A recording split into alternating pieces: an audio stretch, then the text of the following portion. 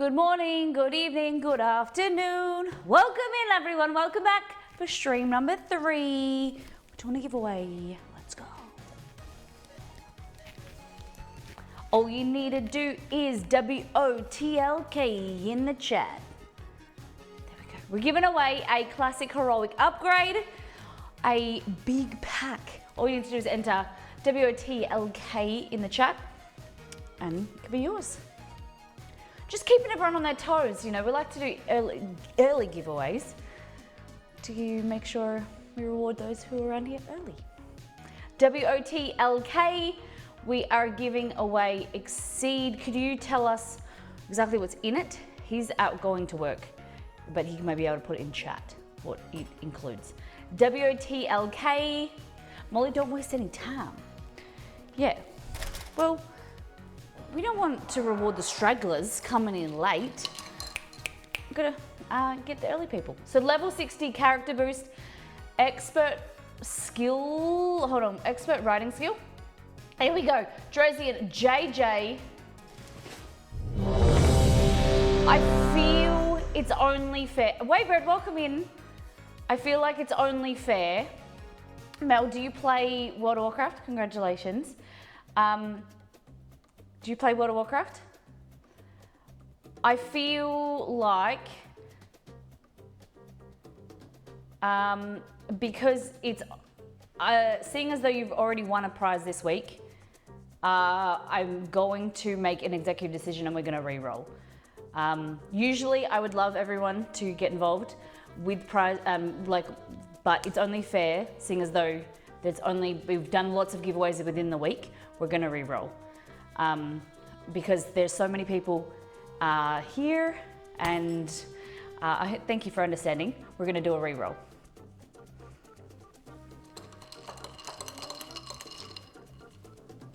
Let's go. WOTLK, everybody in chat.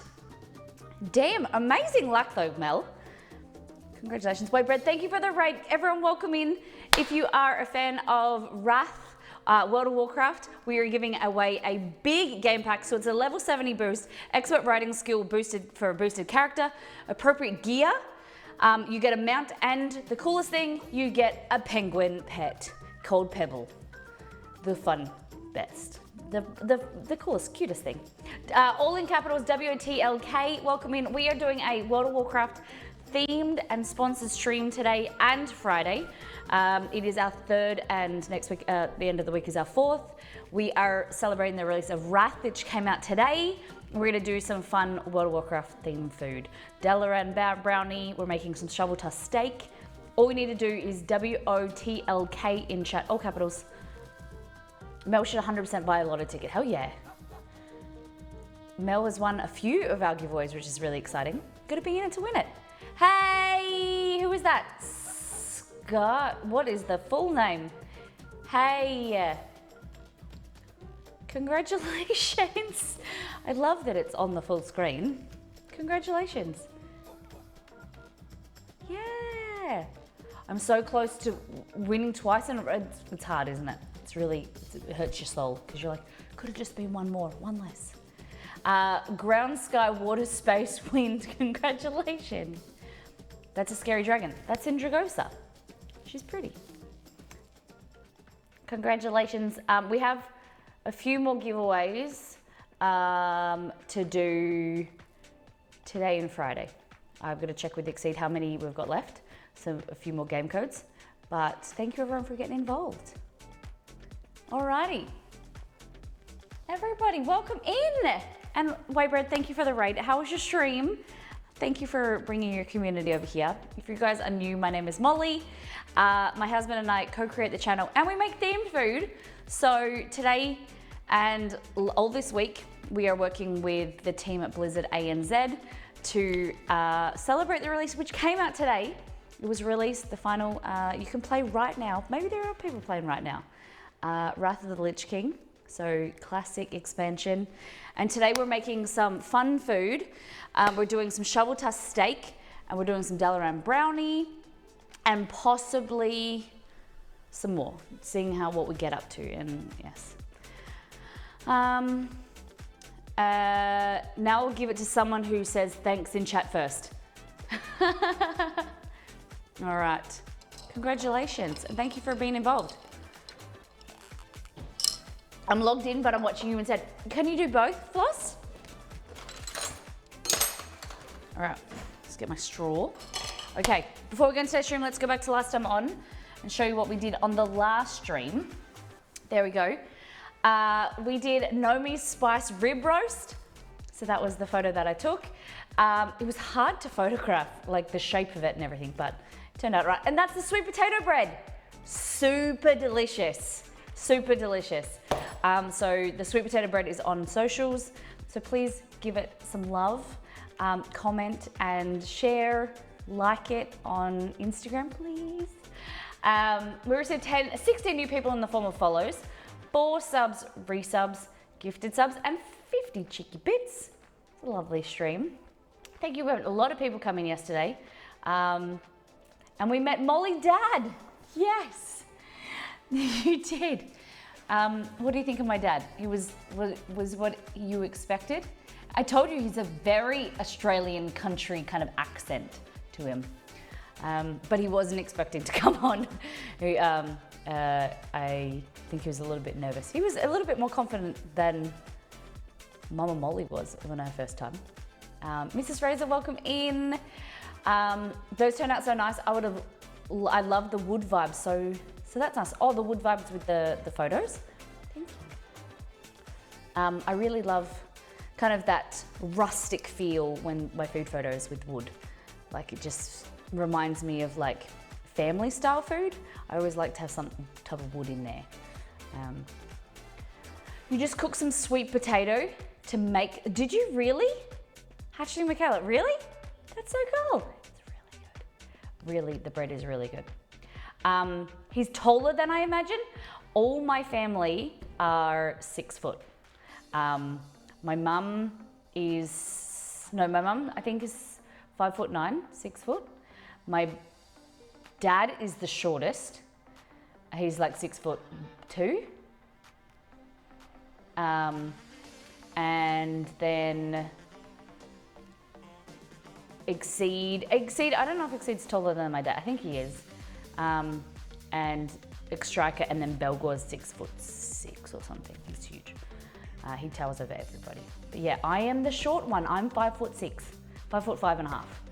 I'm a shorty, and I've been told my whole life that I'm so short. You had 6 pounds of sweet potato? Damn. So do you have the World of Warcraft cookbook? He's lovely, looks amazing. Sorry, yeah, it was amazing.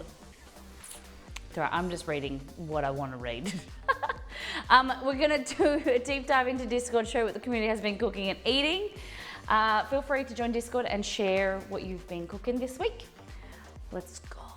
All right. I set it up, hold on. I did set it up and then I tubbed out of it. Hold on, give me 2 seconds. Guys, 5 years, you'd think that I would be set up, ready. And then I get, stuff happens.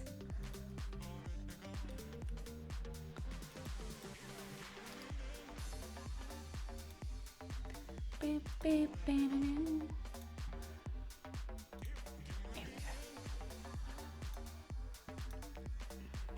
Where we left off yesterday was there.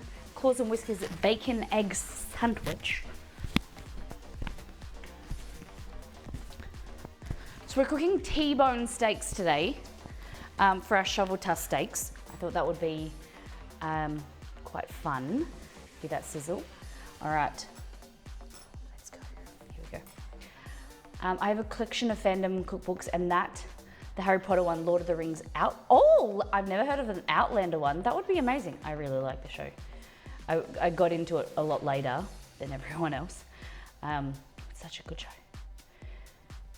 Lord of the Rings too would be pretty cool.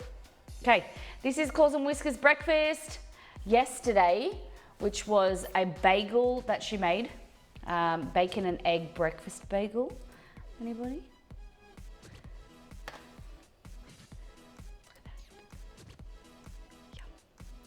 Second breakfast. Sounds good. So your first breakfast, a protein bar and a coffee. Second breakfast, eggs on toast and coffee. Nice, nice, nice, nice. I've had a tea this morning and then a coffee.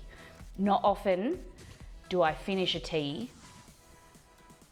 or finish a drink before I stream, and I've finished two. And I've had sweet potato bread, and I've been on the treadmill. God, it's been a big day already. Okay, so if anyone wants to watch this video, it's very strange. So they put vodka through a Brita filter, and supposedly takes the flavor out of it. I'm gonna call bullshit, but I can't test it because I don't have a Brita filter. If anyone wants to send me a Brita filter to the PO box, I will test this method, this technique, to see what happens.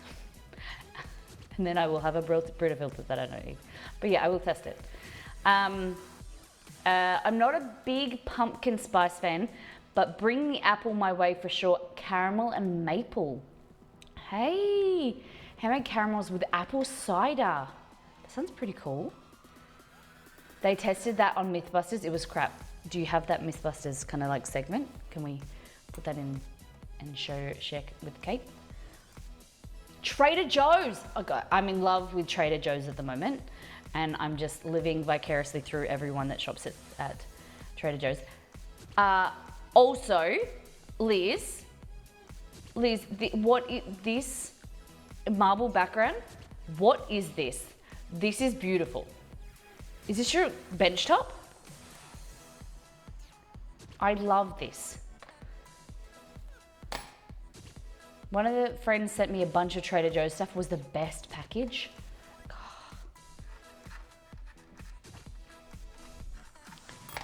My thing's not working. Look at that.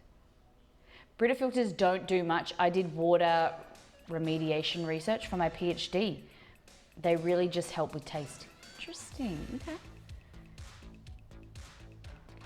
They have amazing freezer food that is harder to send. Yeah, listen, I have seen, we were talking about the cauliflower gnocchi and a few of their different products. There's a website that I linked here. Trader Joe's cult favorite items that need to be on your next shopping list. Go and check it out. Molly's getting kitchen jealous. Time to remodel.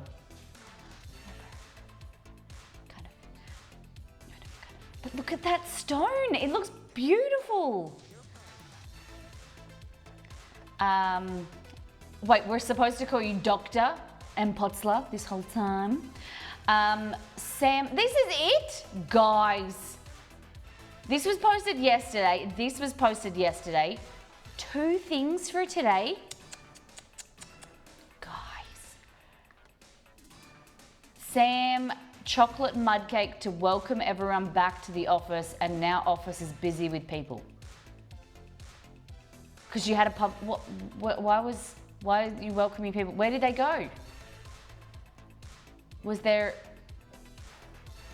did everyone go, Sam? It was only a public holiday on Thursday, and it's now Tuesday. It's a nice cupcake though. It's only been 16 hours since the last stream. What do you expect? What do you mean? People that eat dinner and lunch and breakfast? Cad, what have you eaten recently? Some of us might not have eaten yet. Bakery, my dinner and lunch. What is this, my love? We just need a description, please. I haven't. In the last 16 hours, Cad. Don't have to call me a doctor since this is more of a fun stream. But when you ask Brita filter questions, sure, call me doctor. Okay, so looks like ketchup, cauliflower. This is the bean mix that you made the other day? Or is that's the bean mix? I have no idea. And then power blend of Southwest rice. There we go. Cool, cool, cool. Thank you, bakery. We just let me know what's in it exactly. These things in the middle look really cool. Thank you very much. All right. Okay. They are too busy eating food and not photographing said food. But what do I need to do to get a photo around here? I've had food like 5 times since last stream and Potsla. Where's your food? Where's your photos? I need to increase your brainwashing in the nicest possible way. Guys, you make me sad. I just need to clean that button, and now this button, and this button. My stream deck is very dirty. You know what Elgato need to do? They need to create a waterproof, molly-proof stream deck. That's what they need to do. Whoa! I did nothing. I'm not going to touch anything ever again. Okay, I think I may have muted the alerts. I don't know because it's a toggle button, but I don't know what. Someone create an alert. Also, just letting you know that I found out this morning, US September, it's 25% off gifted subs now as well. They're included. So if you want a gift around Twitch, it's also now included. That's so good. Had to be after our stream last week, didn't it? Had to be after our, what are we calling it? We were calling it a sub, what's the word? What took them so long? I know, they had like a whole 27 days to think of it. Slow on the uptake. Sabotage, that's it, I remember the name. Okay, we're making brownies. So we're making Dalaran brownies. Twitch is just going sideways with their promos now. It's a bit, yes. It's a bit, should have, Twitch doesn't know what to do.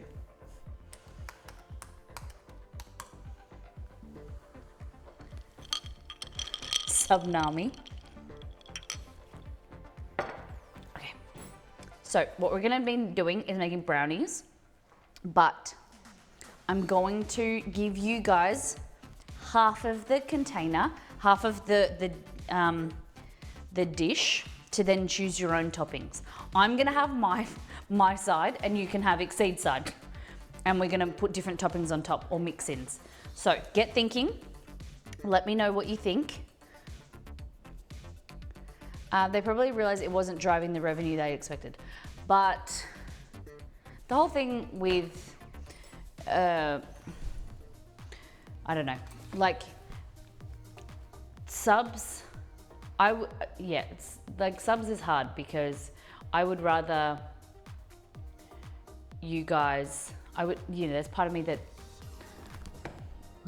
would like to turn off subs, but I like that it gives you ad-free viewing.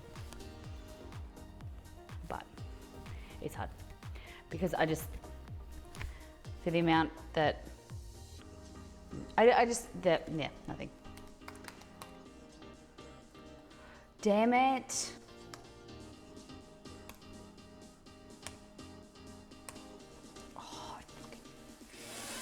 Oh my God.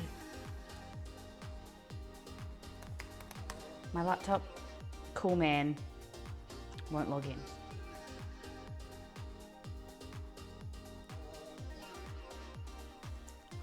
All right, we're gonna figure out the password later because we're gonna go into the pantry. All right, so milk or dark or a mix of both? I think we'll go here. How many of you are playing WoW at the moment?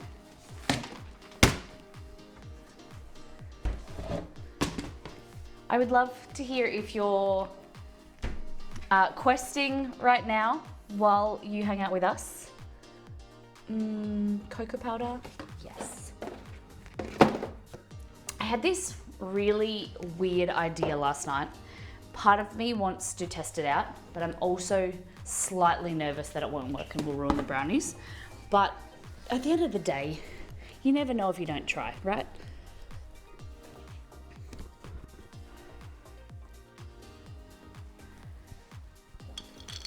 Waiting for hubby to get home. When are you expecting that, Floss?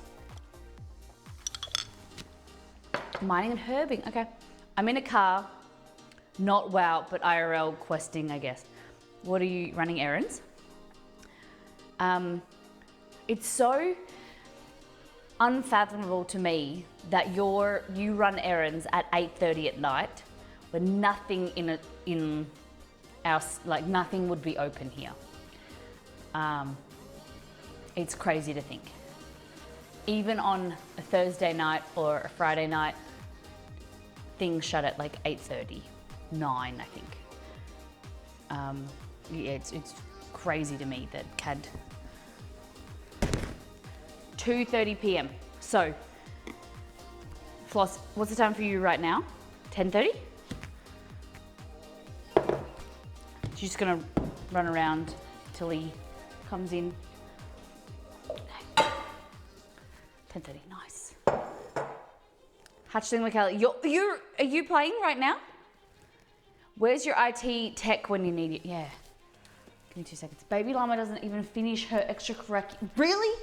What's she doing tonight? What's on a Tuesday night?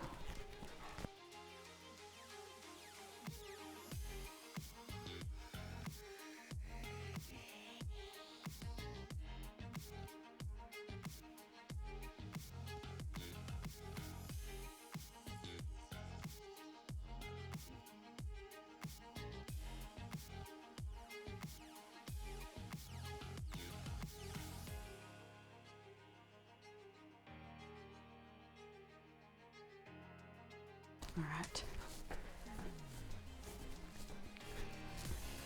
Y'all have kids? How many of you guys have kids that do extracurricular activities like dance or soccer, some type of sport? But it's Monday. Oh, that's true. This is true. Monday night. Do you still do Tuesday night game nights? I'm in retail today. I don't want to deal with the server lag monster. I can understand. So for me to understand, I hope I can answer you guys some questions. When does the kind of the server lag, when does that equal at? Is it a few days? Is it a few weeks? Like when do you think that you'll venture in, Michaela? Just at my kid, from archery, you have to tell me about archery. How long have they been involved with archery for? And what are the kind of the setup costs for an archer, a child, to start archery? That would be cool. Is he gonna be, are they gonna be the next Legolas? All right. Milk chocolate, here. Brown sugar. We've got cocoa powder. We're gonna need coffee, eggs, butter, here. Always have butter, just in a better container. Put the beef away. Dad came over yesterday after stream, you guys saw him, and oh, was it? Oh, thank you. And he gave me some eggs from the farm, which is very, very nice. Okay. Recent, there we go. 2 kids, only one has extras choir on Tuesdays. Okay. Oh no. Flossie! I don't know why I said, because I was reading Lysanth, and then I wrote Flossie. Flossie, thank you for 7 months. Thank you for your continued support. Thank you for being around the community and being you. She just started, she's 10 and it's pretty, sorry, I'm just reading the wrong thing. I need to go into the back now. Chat's gone. All right, let's read. Okay.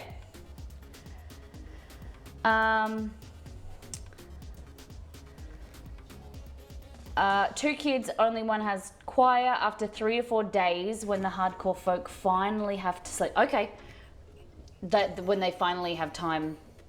Do they really go hard for 3 to 4 days? Wow.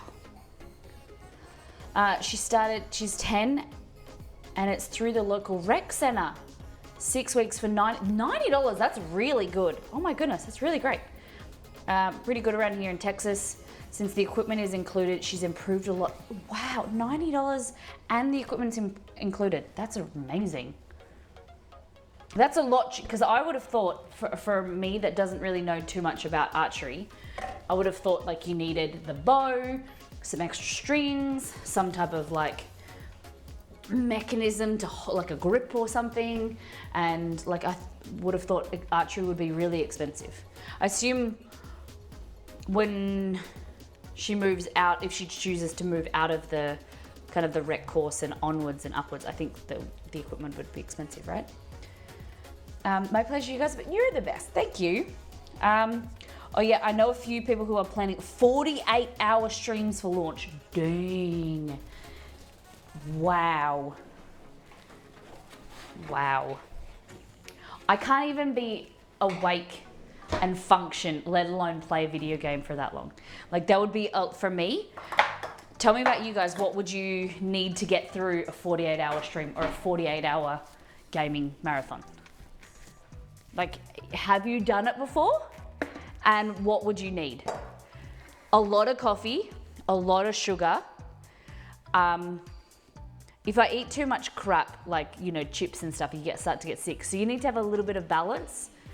For me, I don't know about you. Would you need some healthy food, or can you sustain yourself on some like frozen nugs, Coke, chips, Powerade? I don't know. What do you guys need to sustain yourselves? Okay. We're making brownies. Okie dokie. So, what we're gonna do is we're going to add into here, we need eggs, 2 eggs, 2 large eggs, and just remembering what I do. Okay. Okay. So with the brownie recipe, what I would usually do is I would whip the eggs with the sugar until they're pale and frothy.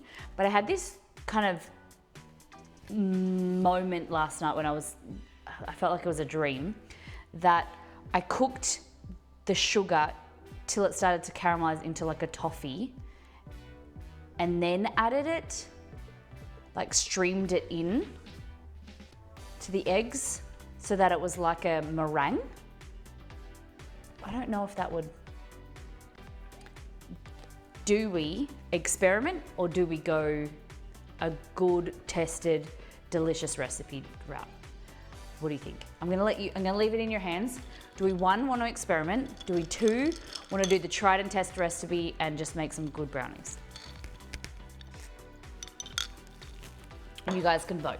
Maybe we do a poll in chat while I get the ingredients. Baking powder, I didn't get. Flour, espresso powder, salted butter, sugar, choc chips, eggs. Cool. All right. Do we experiment or no? Experiment or no? Baking powder.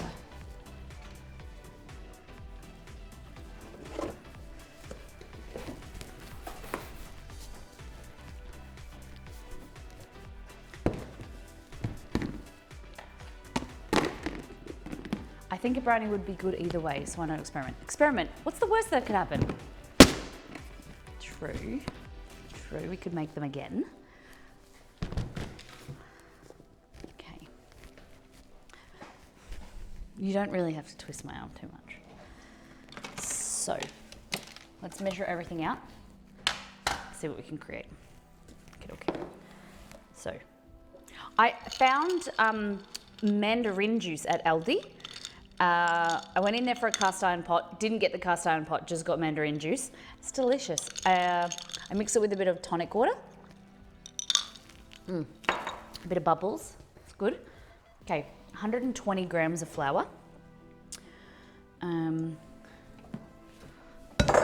Prepares to update the fire counter. Or the fail counter. I don't know if we've got one of them. It doesn't happen too often. Kidding. It does.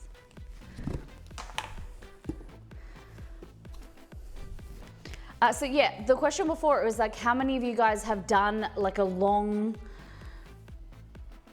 gaming session, and what did you use to get you through it? Back in the day, maybe when you're a little bit younger, sprightlier than you are now. What keeps you awake? Urgh. Okay, so in there I've got 120 grams of flour. No, I'm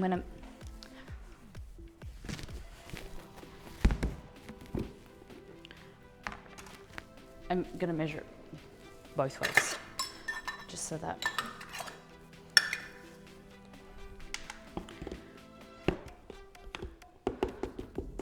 So that's 3/4.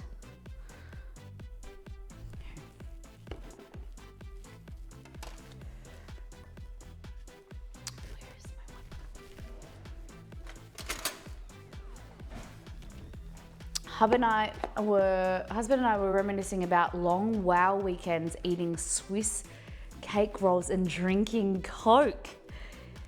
Really? What flavor Swiss roll? That was like your go-to for both of you? Nice. For my brother, I know, because Belgor used to put them like at his computer. He used to put them down the side of his, because he used to hide them from mum, because he used to steal all of the Coke in the house when he was gaming. And so it was always quite funny because you'd walk in there and you'd be like, where's the chips that mum just bought? Or where's the Coke? And he would have it hidden. And it was always Coke, and he'd get pizza delivered for himself, and that's it, no one else. Okay. So we're gonna go with 125, which is 1 cup. 125 grams.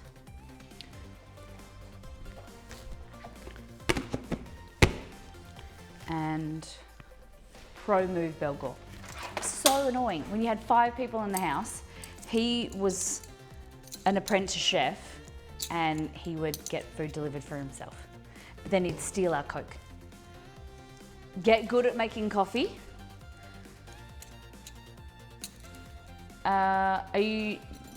That's what you think that gets you through the 48-hour gaming, like a long gaming stream, making coffee? Half a teaspoon of baking powder.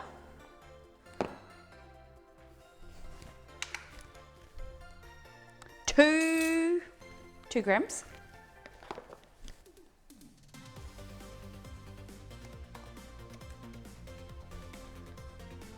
Okay. All right, half a cup of cocoa powder, just here. You can do this.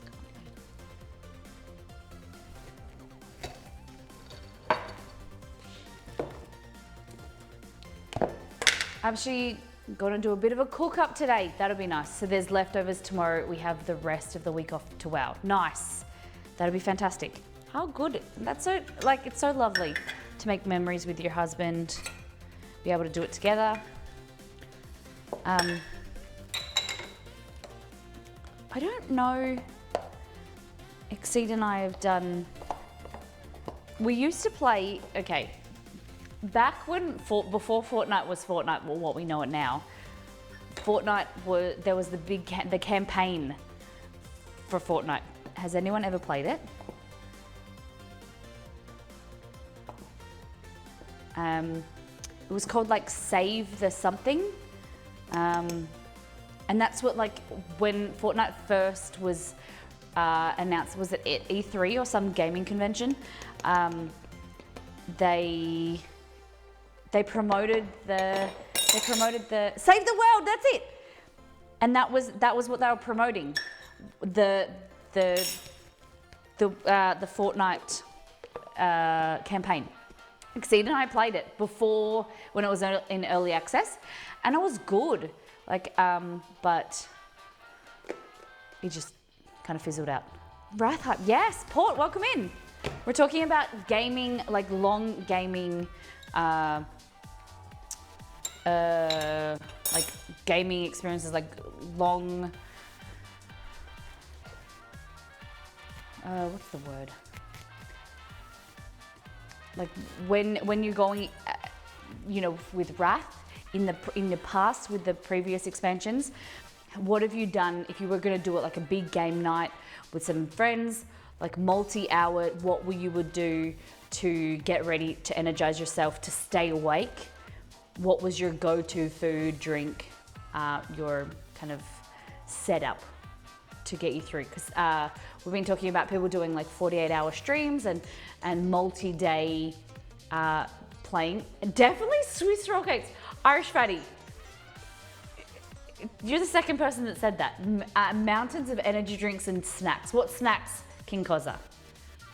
Pizza and a lot of Red Bulls. Okay, all right. Oh, okay. Irish Fatty, Irish Fatty, I get it now. You're the husband. Okay. I was like, you're the second person. I have never heard of anyone gaming and eating Swiss rolls. And now I get it. You're married. I love it. Okay. And what is your preferred flavor of Swiss roll? It's got to be chocolate, right? Chocolate for me is the only Swiss roll flavor. I don't really like the jam one. Cheezels, definitely an Aussie. I can only guess that Lysantha said it too, considering that we're married. Yeah. When Wrath released the first time, yeah, I made a huge pot of spaghetti at a time, stocked up on Diet Pepsi, and then later ordered pizza. We should ring Belgor and see what he's done for his preparation. Usually, Belgor is my brother. He's been on stream quite often. Usually his go-to strat is to make a big pot of bolognese sauce, like multi-day. He cooks it for like 2 days, simmers it, and then he makes lasagna or he eats spaghetti, and then he gets like a lot of Coke. But Mama Molly is away at the moment. He's staying at my mum's house, and Mama Molly's away, so he has all free reign. Red Bull and snacks. Grumpy Gamer, what is your go-to snack? I'm surprised no one said like mother when they're talking about energy drinks. Everyone's going to the Red Bull. Then pizza for your main meal. Okay. Okay. I like that strat. Should we ring Belgor and see how he's going? I don't even think he'd answer. Mother was mine. Belgor and his mates. I know Belgor's like in between. He's finished his work at the moment. But his mate Reese has taken 3 weeks. Didn't he say 3 weeks off work? Crazy. Amazing. Blue V. Never heard of Blue V. Mother was mine. Chips and chocolate. Wow, pizza rolls. No need to separate snacks from your main meal. Gave him up recently. Too damn good. Kiwi fruit mother is cracked. Never. I've only had, I'm like basic. I've only had the regular Red Bull, the normal V, and the normal Mother. If you don't know what Mother is, it's an Australian kind of energy drink. Comes in a big fat bottle. It's made by Coke, the Coca-Cola company. For those that don't know what Coke means. I know, but yeah, I know you all do, but okay, so we're making brownies. So in here we've got flour, baking powder and cocoa. So we're just going to set that aside. I wonder if my international section would have that. I wouldn't say it's not big on the Australian export list. Like, I don't think it's very popular to have Mother. I don't even remember what it tastes like. Yeah. Frozen. Yes. See, Messi, you're the first person that have said something a little bit different. Dumplings is a good suggestion. Because they're small, you can eat them with like a fork while you're gaming. And not a lot of mess. Chicken thigh if you have time to grill. Do you have often time to grill while you're gaming? Hey Liz, welcome in. You've got mail. We're trying something different today. You've got mail. When is the website coming back up? Mpotsla. I am hoping that it's up Monday. I have on my list of things that we need to finalize. I'm really, really hoping Monday.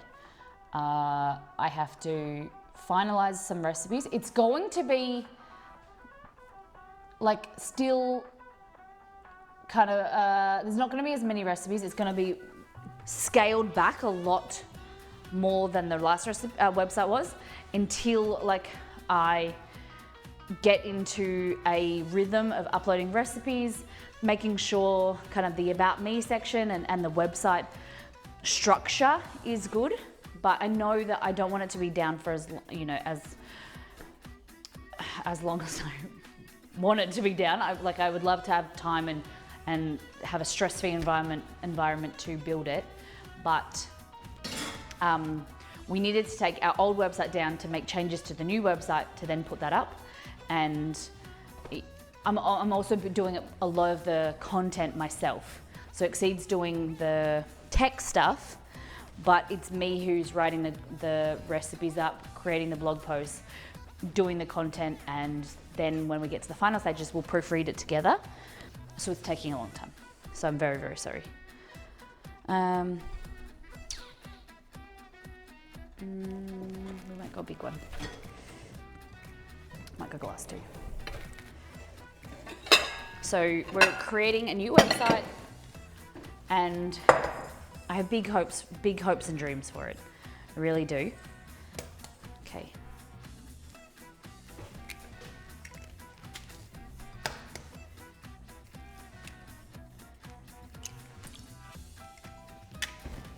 Content writing is so hard. I'm trying to revamp our website at the moment, content-wise.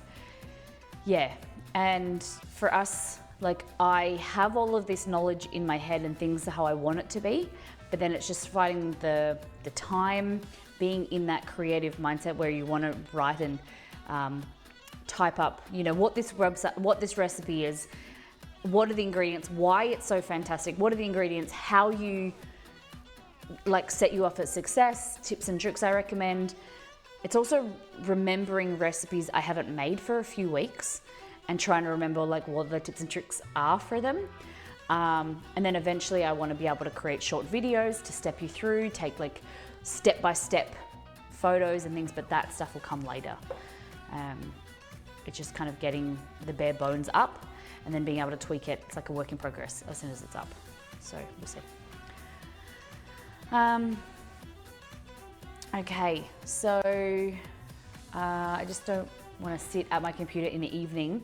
Yeah, and that's for me as well. Like, I'm doing stream stuff and then I go and I'm typing, and then I'm you're tired and you're staying up till 8, 9, 10 o'clock typing, and your butt hurts because you're sitting all day. Yeah, it's hard.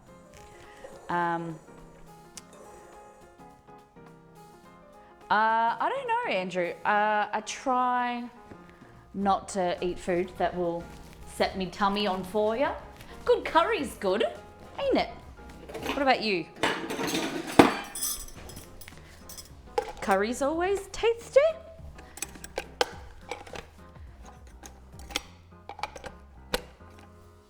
There we go. All right. Now we need 300 grams of sugar. Take this away.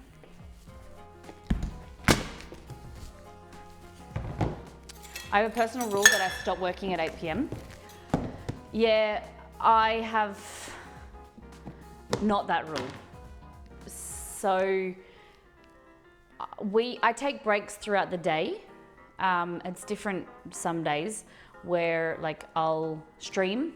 We get up at 6, we'll stream, and then I'll do some kind of personal stuff. I might have a nap for 30 minutes, 45 minutes, get up, clean, and then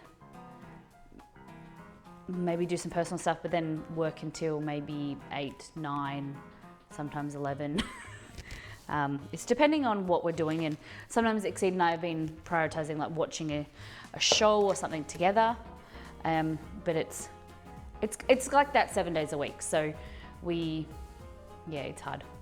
It is hard. It's Grumpy. Does it always are you always on it?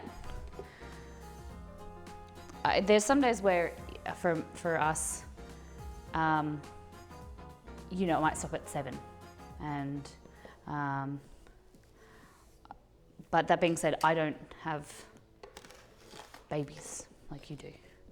And a whole other workload like you've got work and then you've got a whole lot of family stuff to do, which is amazing.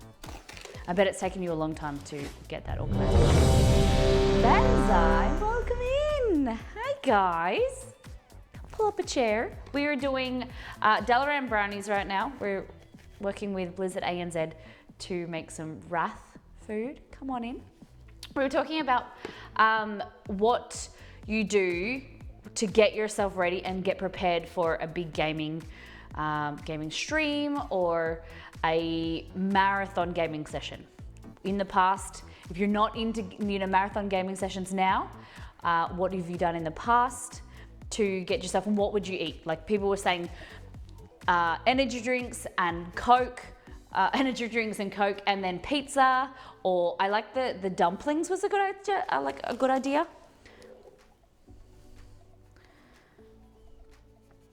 All right, so we're doing 200 grams of white sugar. How did it go up when I took some out? For those that are new, welcome in. My name is Molly. My husband and I co-create the channel, and we like to do a lot of fun themed food around here. It's a cooking stream. All we do on this channel is food related topics. And we welcome you in. Pull up a chair, sit back, relax, and enjoy the stream. Hydration is key. Also Gatorade. Yes. Yeah, okay. Banzai, what were you doing today on stream? Welcome in. Thank you for bringing everyone over. Guys, if you don't know Banzai Baby, I haven't seen your stream live for a while because of the time zone change, but a lot of creative streams in the past. I did see you. Are you doing any woodwork anymore? Cooking streams, some slime rancher, gaming. My friend would love this show. Well, bring your friend in. A little bit about us, who we are and what we do is this. So I'll run you our trailer. Enjoy.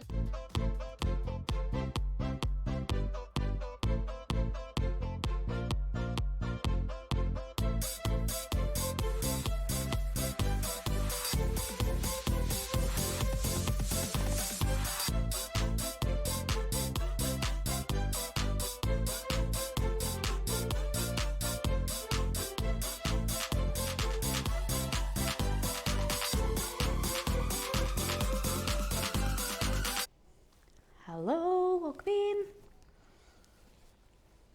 I know we were working for a while as while I'm with child. Hey, congratulations. That's really exciting. Oh my God. May I ask how long you've got to go? How are you feeling? Hope it's going really well for you, and I'm really excited. I recommend you guys, thank you, welcome in. So we're doing, today we're doing Dalaran brownies right now, and then we're doing some shovel tusk steak. So we've got some big T-bone steaks that we're gonna fry up, grill up, basically. Cast iron, get them really, really crispy. Possibly, we've got the T-bones, but we've also got that tomahawk. So I'm tossing up if we do the tomahawk today or we do it next week. It's a big tomahawk steak. The birds and the bees, yes. 17 weeks and all is well, fantastic. That's really exciting. For me, thinking of handheld foods, I'd go for empanadas, hand pies, taquitos, flautas, stromboli. Yeah, good gaming food with one-handed. I like that. Big steak. Big steak. Big meat. Now, we are doing a little bit of experimenting. Chat made me do it. So we have the eggs here that we're gonna whip up. And we're also going to kind of caramelize the sugar in the pan, drizzle that in as we're whipping to see if we can create like a newer style, like a really fudgy but crackly brownie. I'm just seeing if it would, I just had this weird dream last night, okay? And I just had this idea of like, why don't I create like a caramel with the sugar? Just trying to create. Go. There we go. A big bowl of cereal. You are the healthiest person so far that has said that they eat cereal and something at least healthy. Lumpia, lumpia is a good idea. For those that don't know, lumpia is like a spring roll, a Filipino spring roll. Delicious. Pizza pocket's a good idea. Yes. I found a new channel yesterday and my recommended channels, they said you had just left. Oh, wow. Homemade granola or homemade Chex Mix. I did see someone, and I thought this is probably a good gaming hack. They were eating chips with chopsticks. I can imagine that chopsticks are hard to pick up while you're gaming because you're gonna pick up 2 of them and put them in your fingers. Have you seen the chopsticks that are like tongs? They're like joint together, and then you could like pick up your chips, and then you don't have chip fingers. I think that's a pretty smart idea because no one wants to eat Doritos or what are the kid chopsticks? Yeah, cheesy proof. Yeah, cheesy poof are the food of champions. A cheesy poof, is that what you call them? I've never heard of that. Are they like those? They come in like a bucket. I've seen in America, they've like a bucket and they're like kind of like look like sausages, but they're puffy and they're covered in cheese dust. Is that what they're called? Cheesy poof? Cheesy poof, maybe. Poof. Not puff. Poof. Poof. That's what Cartman calls them. Just eat chips with a spoon and a bowl of milk like God intended. Chips with... You're trolling me now. That's gross. Yep, in a bucket. Most of them are in a... Oh! Yeah. Okay, so in Australia we have them. Are they the same as Cheetos? Are cheesy poofs the same as Cheetos? But what are the ones that are like, they're like elongated? They're like little fingers. No. Okay. Similar, but no. Okay. In Australia, we have Cheetos, I think. What are the little elongated ones? The ones in Australia are really blended. Overinflated Cheetos. Oh, no. We have Cheetos bowls in Australia, the cheese and bacon bowls. Do you guys have, I assume that they've come from America. You have them? Twisties. No, not Twisties. I don't know what a Twistie is. We're gonna get to these. Cheetos Cheesy Puffs. Yeah, so we have Cheetos cheese bowls, Cheetos cheese puffs. I've seen, pretty sure Mrs. Ruby have a bucket and they're like elongated. Yeah, kind of like the cheese puffs. Yeah, that's exactly them. Cheese puffs.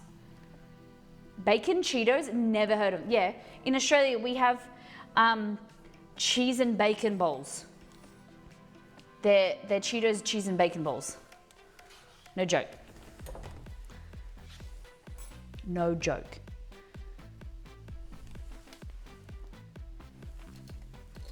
That's what they look like.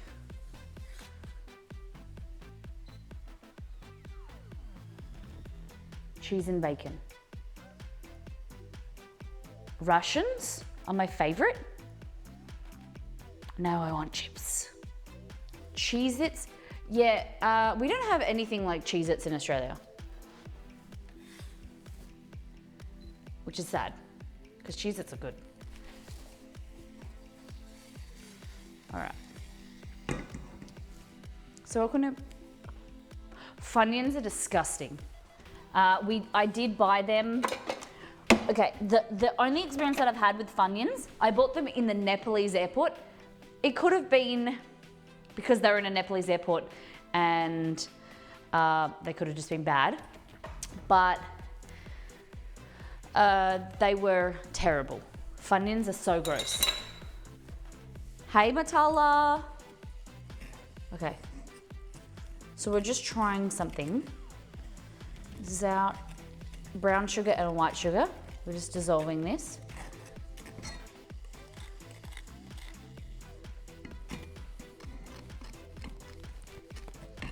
For our brownie. Nepal is a weird place to go for Funyuns. I know, I went all that way to Kathmandu just to find them. Some people go there to go to Kathmandu to then fly to go to do trekking, hiking. I just went there for Funyuns and I was disappointed. Cheeses, cheeses are called cheddars. You have cheddars? The equivalent of Cheez-Its in America, in the UK. We didn't get anything like that. And if we did, it would be like $20 a packet. God, you guys get everything. Maybe next time, Catman, don't do that. Okay. Oop. So, go here. Oh, we'll take that away. Then Cad will get his wish and we'll have a burning incident. All right. So the question is, if you're joining us, what is your go-to long gaming, like preparing for a long gaming session, what is your go-to snack? I'm surprised no one said salad. Come on, guys. Like, who's not eating carrot sticks or celery sticks or grapes? I would eat grapes. Grapes are a fantastic snack to then be able to eat with one hand. They're not juicy, they're dry, and you can just like pop them. That would be fantastic. Why does no one say more grapes? Chicken nuggets though. Water? Still need to stay hydrated. Chicken nuggets, good. Would you buy them or would you make them yourself? Like, would you get the frozen ones and put them in the oven, or would you get like McDonald's chicken nuggets? Has anyone ever tried corn puffs? I grew up in Guam. They were close to Japan to get snacks. Corn puffs. Let me do a Google. What did they look like? Corn puffs. Okay, we have, ooh. Okay, Benzai, you need to Google Twisties Australia. Twisties. If you have never had Twisties, you have to eat the cheese. The chicken is good as well, but cheese is better. They're like a crunchier, pretty sure they're corn. If anyone can back me up, are they corn? Because they're delicious. We have in Australia Cheezels puffs, supposedly. Cheezels corn puffs. Corn puffs. Hey, I haven't tried these before. Hey Google, add corn puffs to my shopping list. All right, I added corn puffs. Okay, yeah, they're corn. Okay, so we have a company called Cobbs in Australia that do Cobbs corn puffs, cheesy cheddar, gluten-free. Corn, it's got the juice. It's got the juice there. I love potato salad when you're gaming. Interesting. Okay. Yeah, I'm in England, we have cheddars. They're like cheddary biscuits. I like it. Okay, put this in. We've got vanilla bean paste. That. Butter. We're gonna need to get our butter. 200 grams of salted butter. Okay. And usually you'd melt it. Corn, Cobb's corn, good branding. Yeah, it's actually really good corn. They have this one called lightly salted, lightly sweet, and it's right up my alley. Because I'm all about that sweet savory flavor. Okay, so 200 grams of butter. Got 2 eggs. We got 300 grams, 200 grams of white sugar, 100 grams of brown sugar, 300 in total.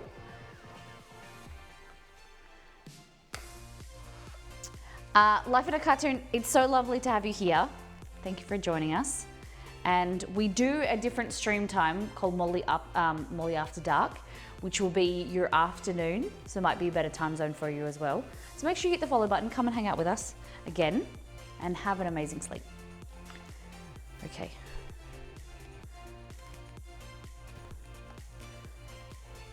Molly's secret tip 163, Molly's vanilla bean paste is female. Yeah, she's a good girl. She's got good shape. Already followed. Fabulous. Well, you have a good one. And if you also, I'm talking to you who haven't followed, hit that follow button. Come and hang out with us. It might be late, might be early for you right now, but you'll always have a good time in the Molly kitchen. Laughing with me, laughing at me, laughing together. Food, fun, and fumbles. 202 grams, that's fine. Okay, issue here, we need to whip the eggs and add the sugar syrup that is quite hot. So, just gotta figure out how we can do this in like a really steady stream, I'm thinking.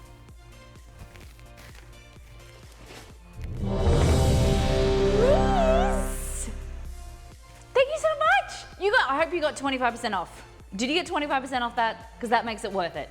Thank you so much for gifting 10 gift subs. You bloody amazing human.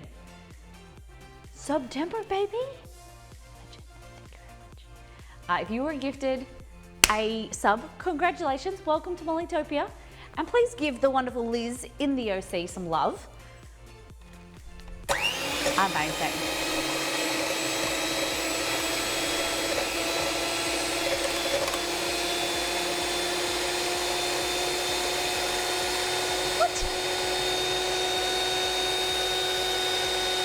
Thank you very much. Sub goal reach. Do you remember the 26th of September? It's 27th here, but the same thing. It's okay. Remember the 4th of November. Okay. We're whipping the eggs. No. 4th. Matala, you've just lost a point in my eyes. It's the 4th. Can everyone tell Matala why it's the 4th? Can anyone remember? So remember the 4th of November. Nothing important.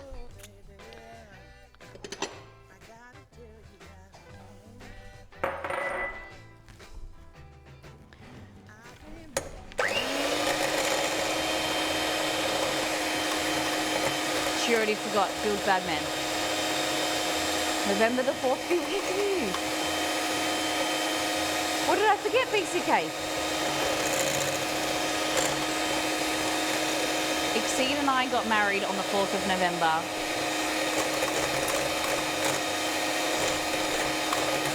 And so I say,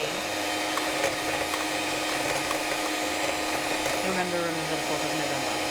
I didn't know. It was technically the 5th in Australia, but it was, yeah. Okay, so we're just drizzling in the sugar.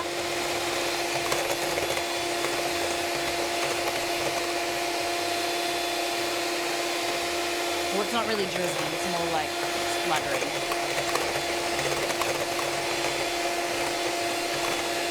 Look at it nice and... It is. That's why we're joking. Because you meant to say the 5th, or I say the 4th.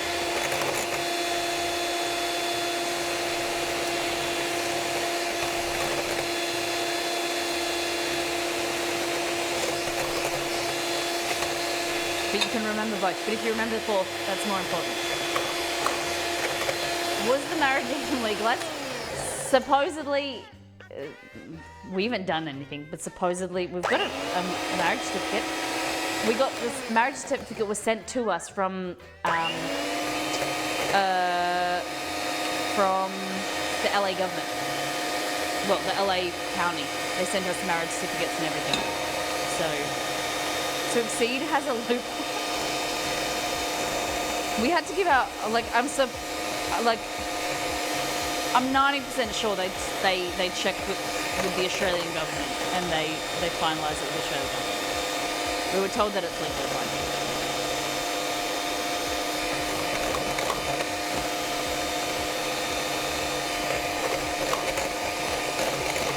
Okay. So we want to get this nice and thick and pale. Just getting there. Just getting there, looking good. It's legally binding in the US. Yeah. Why would you say that Exceed has a loophole? Why wouldn't you say I have a loophole to get out of it? Guys, I could choose too. All right. The idea that I had, pretty good idea. The one step that I didn't do was add a little bit of water into the sugar initially. It's kind of crystallized to the bottom of the pan. Loopholes work both ways, but you guys only mentioned Exceed has a loophole.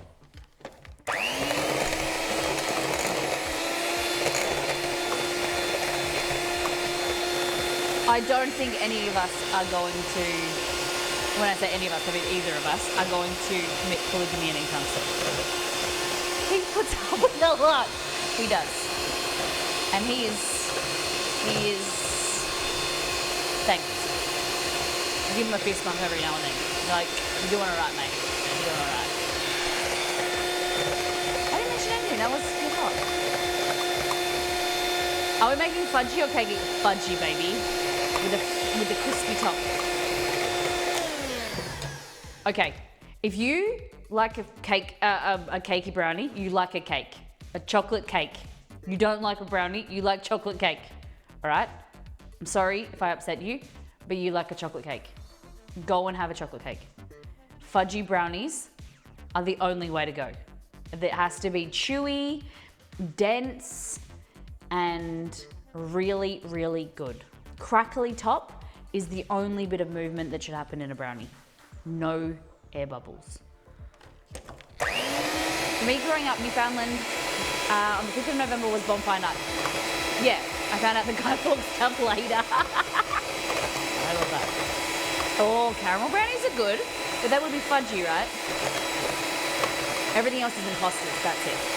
The corner piece, I like an edge piece. I'm not really too huge of a fan of a corner piece. I just like an edge piece. I don't get fist bumps. My marriage is lucky. Because I don't fist bump like every day. We have a few rules. When you go to bed, 3 kisses. When you before pre-stream, a hug and a kiss, and then fist bump. Anything cool happens, fist bump each other.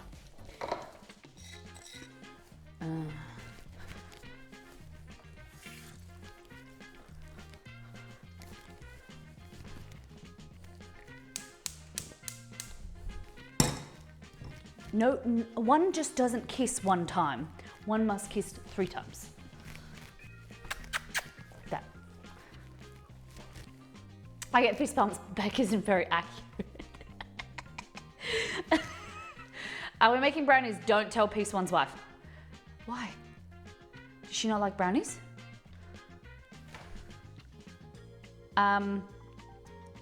Andrew, welcome in. Have kids, you'll get over it. So we're not gonna have kids.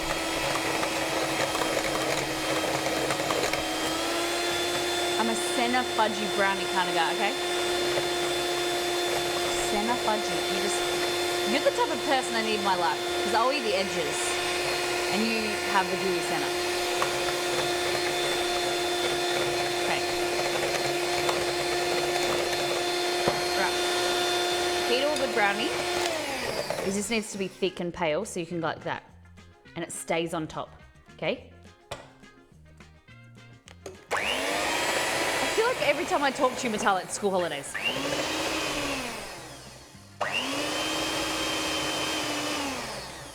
Why are you turning off?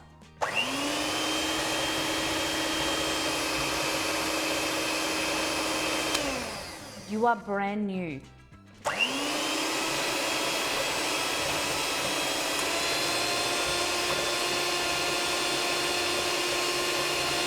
So where's that clip? Piece one. Oh, the edges. Yeah. Yeah.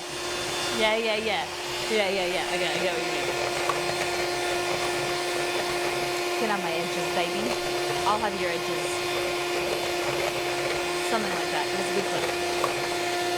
Okay. We can turn the oven on.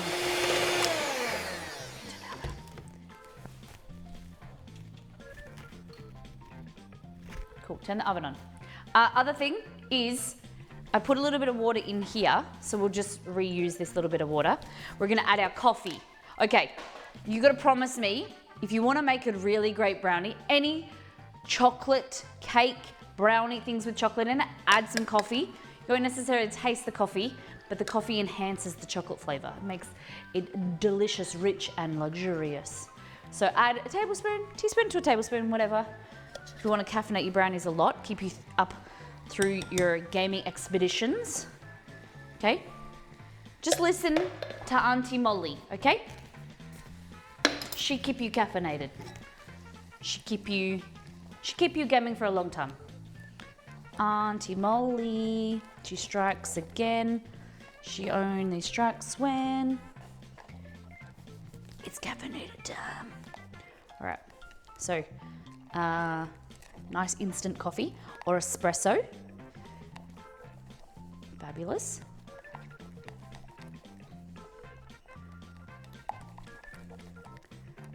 Chocolate has caffeine in it, but the coffee enhances the rich chocolate flavors.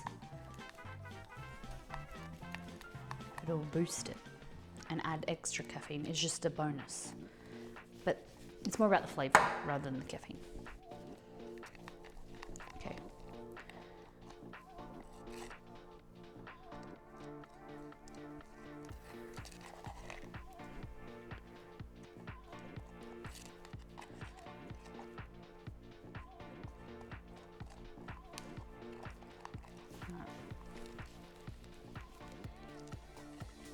Fabulous. Liquid gold. Cool. Okay. You come in my middle and I'll grab your edges.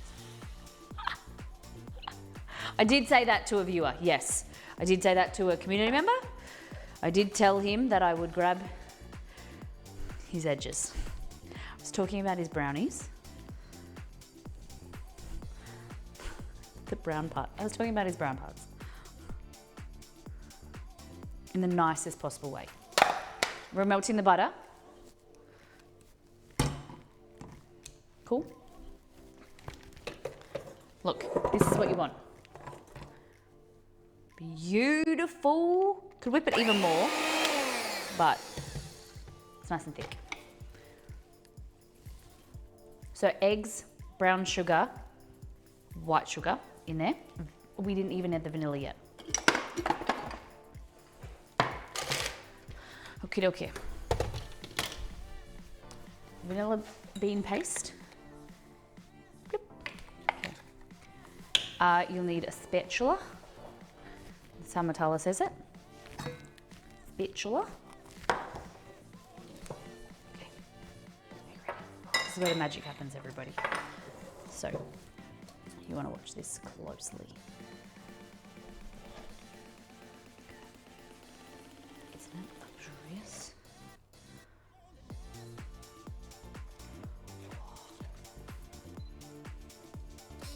Okay. Make one of those like TikTok videos. Kidding.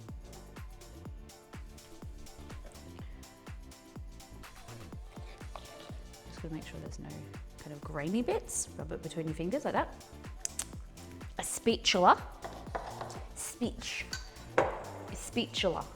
Can you, hey doll, can you give me a spatula? Right.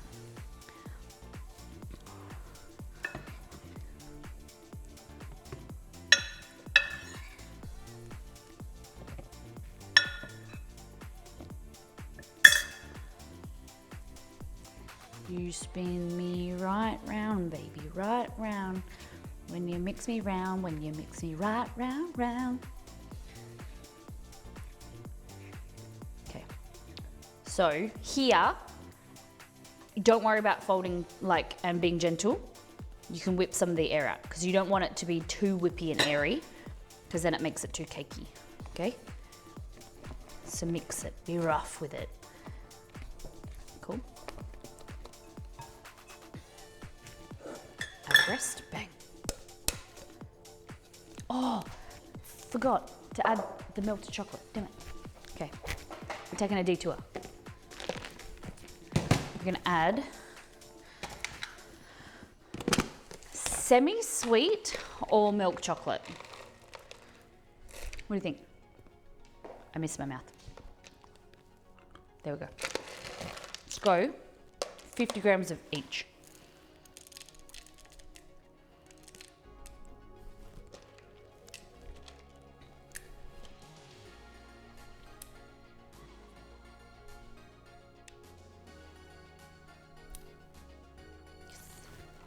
Good morning, buenos dias.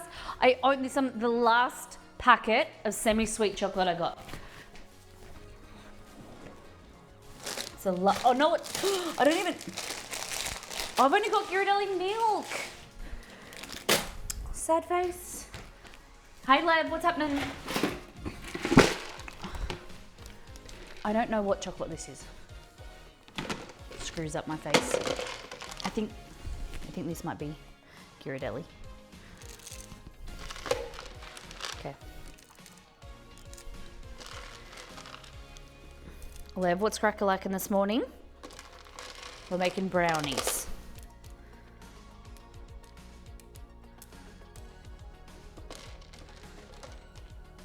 I don't have any more semi-sweet left. 99.9. Just ready to go for a swim at the beach. Does Reef like the can babies go in beach water? I know that sounds like a silly question, but like I've never seen a baby be submerged in beach water. Are they allowed to be? I did see, the sharks love them. I did watch a video of a baby being born in beach water, but the baby couldn't be submerged. Like the mother was in the water, and then when the baby was delivered, was out of, like, the baby face wasn't in the water. If that makes any sense to any of you. Seems particularly unsanitary, yeah.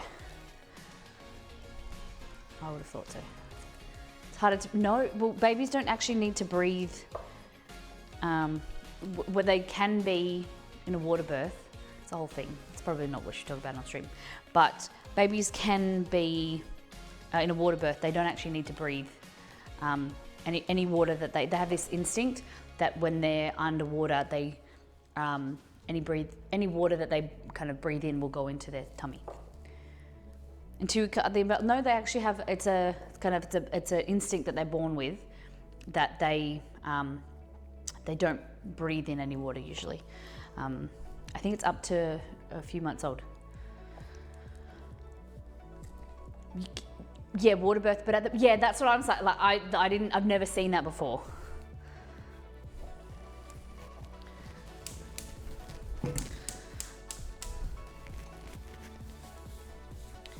Obviously, babies can still drown, but it's not like innate in all of them, but there is this instinct that we're taught, like, as you know, in my maternity unit, if you push a baby underwater, they have this instinct where they won't breathe, or what they will, like, would they inhale, will then go into their tummy or something like that. Yeah.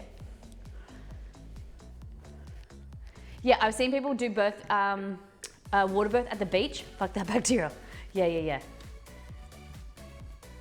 Is that like a free birth? I'm not sure. I'm not sure. Do you mean like, are you talking about the water birth at the beach, or are you talking about what I'm talking about, the breathing thing? What is the point? It's really relaxing. Like, the warmth of the water is really relaxing. Never knew that I would be talking about this on on a gaming stream. Yeah, so water birth is, maybe some of the mothers in stream could have been through it and know a lot about it. I've only read about it in and studied it in a maternity unit. But the warmth is supposed to be really relaxing, helps with your muscles.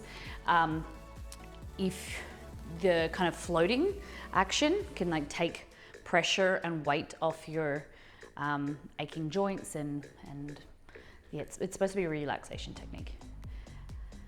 Yeah, pain relief.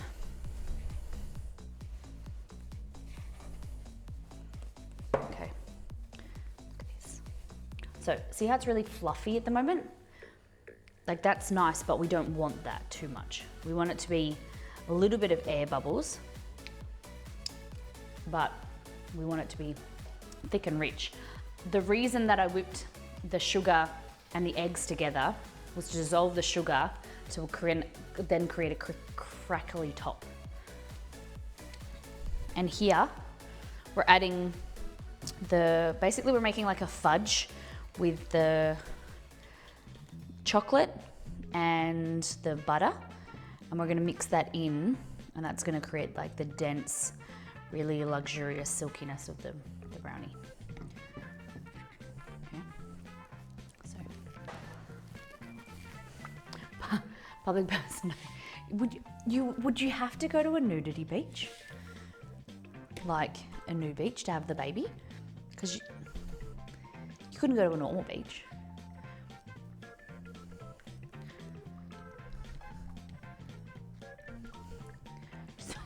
Imagine your photo shoot and like there's the birth video and then there's just in the background.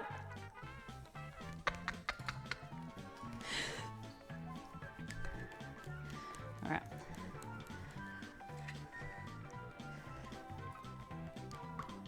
I wouldn't recommend a water birth at the beach. The water is probably too polluted. Yeah, that's what we were saying.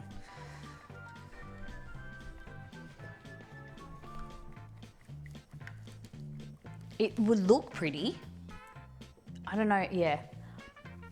It's one of those things that people might not realize. A lot of people don't realize that the beach isn't very clean, the ocean water.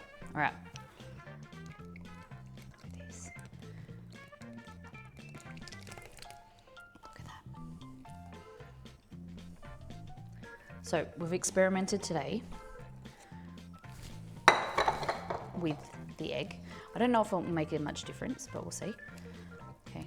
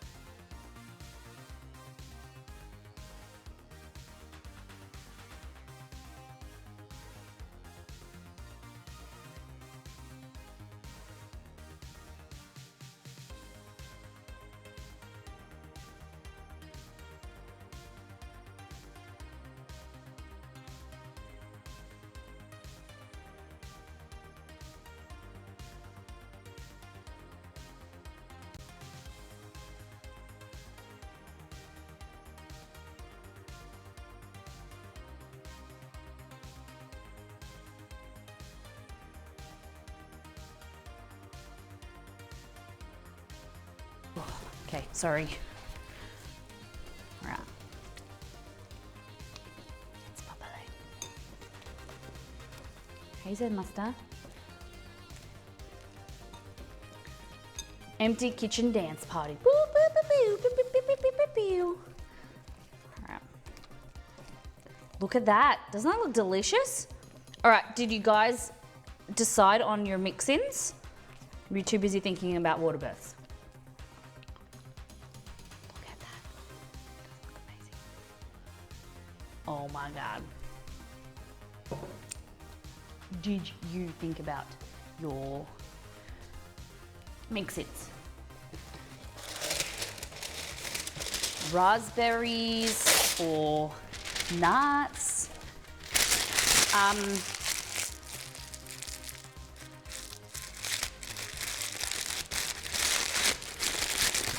Zestmeister, considering that we're family friendly and it's illegal in Australia, nah. Okay, bacon. Bacon brownies? Are they such a thing? Okay.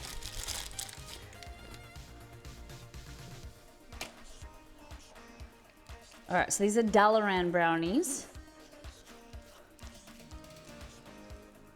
Have you guys been to Dalaran lately? Work your way up there. If you're just joining us, we are doing sponsor stream, our third of four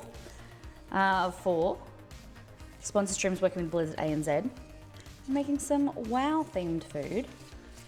So we are venturing into Northern and we're in Dalaran, making some brownies. Candied coffee bacon. Wow. Okay, so how did you make that? Because that sounds delicious. So you made a candy coffee, like a toffee? Coffee toffee?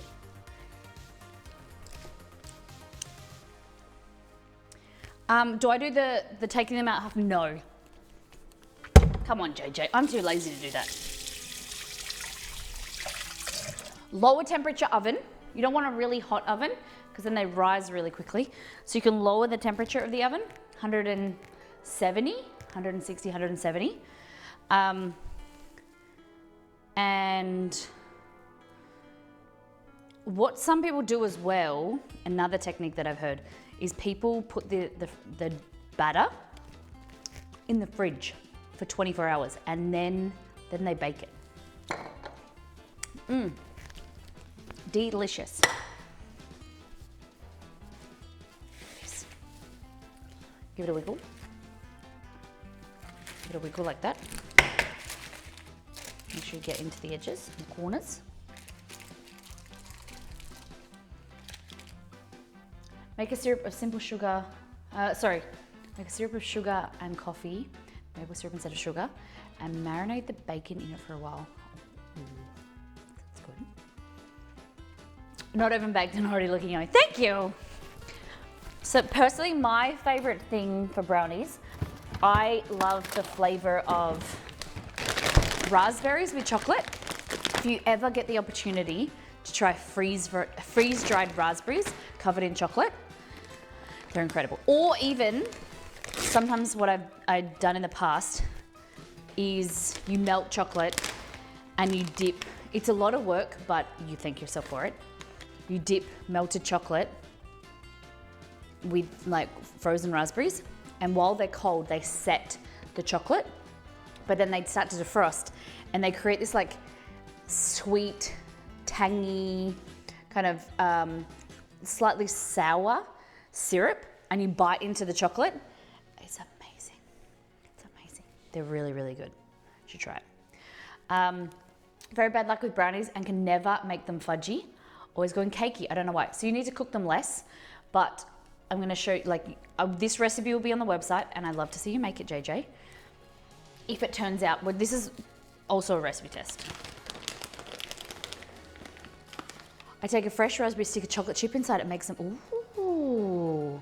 You can tell, I can tell that you live in California, Liz, because that's where raspberries are grown, right? There's a big raspberry, kind of, isn't that like the big raspberries farms are in Cali? Because they're so expensive here. They're like $7 a punnet. I never buy them fresh, never. Strawberries are big near my house. Ooh. Yeah, isn't that Driscoll or something in California? Isn't that the company, Driscoll?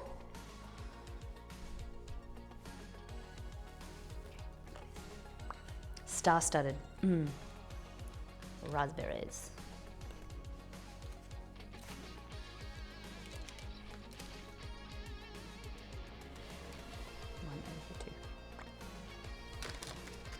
That's cow smallies. Cows come from California. I've never heard, I can't ever say that I've seen a cow in California. Would walnuts? Yes. Walnuts are good. Pecans are good. Macadamias are also good. Let me see what I got. Would you like flaked almonds, walnuts, or macadamias? And you can't say, ¿por qué no los tres? Or whatever. ¿Por qué no los tres? Driscoll. Yeah, but what about raspberries? Driscoll raspberry. Yeah, raspberries. Flaked almonds, yes. Walnuts. Here in Mexico, yeah. Almonds. Learn something new every day. California is the highest producer in the US, but Oregon and Washington also grow them. Yes. See? I knew when you said that, I was like, I'm pretty sure that California is the biggest. And look, I doubted myself. I doubted myself for a bit, and I come out on top. Yes. Okay. Okay. So, almonds, walnut, only one person said walnuts. I've got almonds and macadamia nuts. And Cad was different and said peanut butter. Oh my God. You want to do peanut butter too?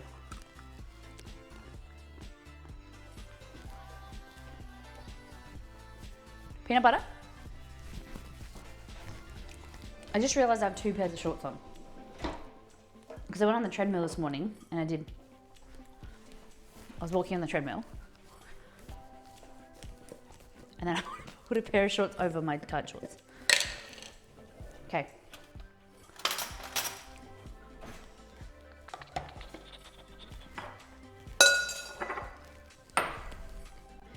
Peanut butter. You know what's really good? If you've never had brownies with cream cheese on top, they're sensational. They're really good. It's cream cheese brownies that add this like salty, I can't even explain. I don't even know. Cream cheese brownies are just sensational. I like my peanut butter smooth. What? We need to have, how many of you guys like the wrong peanut butter? Can we do a poll please in chat? Smooth is the wrong choice, okay? And I will be here to really, really bring it home to you. Crunchy is the only way, okay? Crunchy is the way to go. Crunchy for the win, yes, that's what I like. Roselli, nice. Roselli, are you playing WoW right now? That didn't melt like I wanted it to.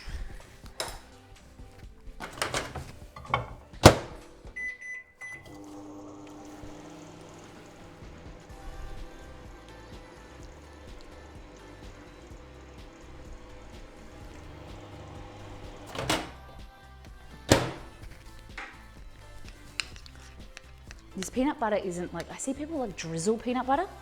This peanut butter, don't do that. Still in queue. Grumpy Gamer, get out of here.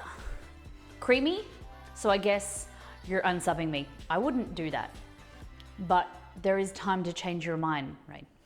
Just how long until your resub changes, and you know when it rolls over. Pull up. Okay, we've got peanut butter, crunchy, correct. Creamy, wrong.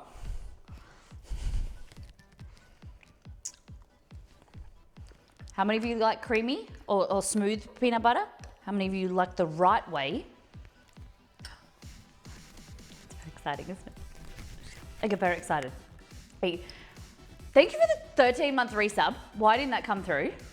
I did mute my alerts. Oh, I think I may have muted. I don't know if that didn't come through or I've just muted them. Can someone set off an alert? Did the alert go off before with you, Liz? The sound? I've never had super crunchy at all. October 18th, I'll hide with my lurkers. No. I'm kidding. I love it. I love you. Stay.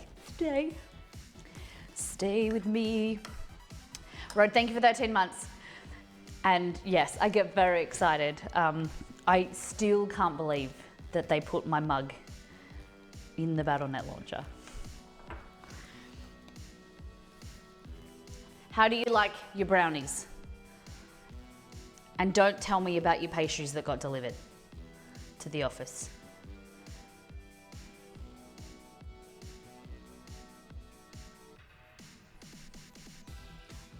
Rhodes being healthy and staying away from brownies, eating pastries instead. It's a good carb to have in the morning. Okay. Peanut butter. Do we swirl? I need 735 peeps to go and leave this queue. Oh my God. I'm about to eat a pork roll. What, like a banh mi?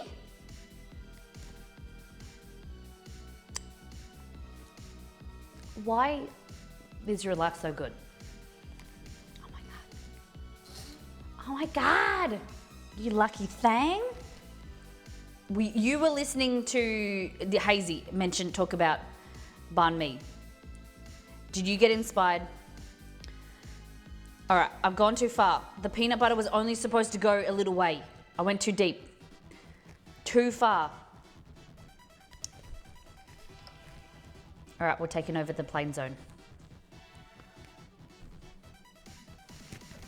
And I'm looking for more mix-ins, guys. I think we're gonna go cream cheese. Much peanut butter handle it. I take it. Yes, it's out today. Wrath Classic is out today. We're giving us away some game codes today and Friday. Our next stream is on Friday. How are you gonna handle 2 days without me and my beautiful face? I know it's gonna be hard. Okay, just looking for, I got prosciutto. I don't think prosciutto and brownies would go very well. My server is locked. Blizz is offering free transfers. Seems no one is taken.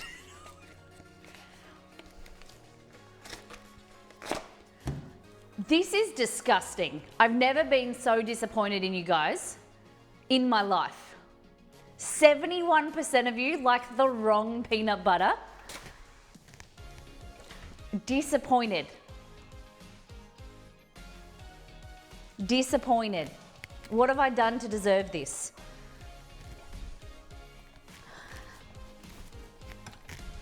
Five and a half years of streaming, thought I was creating a community of supportive, lovely people, but I just come to learn that you like smooth peanut butter. Gross. What makes it wrong? It's just not good. Crunchy peanut butter is the only way. You need to have the crunchy. It's got the crunch. It's got the crunchy. It doesn't have any juices, but it's got the crunch. The only thing about crunchy peanut butter is that it's harder to spread. But you can't have peanut butter without chunky. It is harder to spread, but you get over it. You just have to do a thicker paste and spread with your knife a little bit more work. Get thicker toast, that's true. That's true. I will eat crunchy though. Peanut butter is very tasty in general. Yeah, I get that. All right. I'm just gonna pop some these wonderful macadamia nuts there.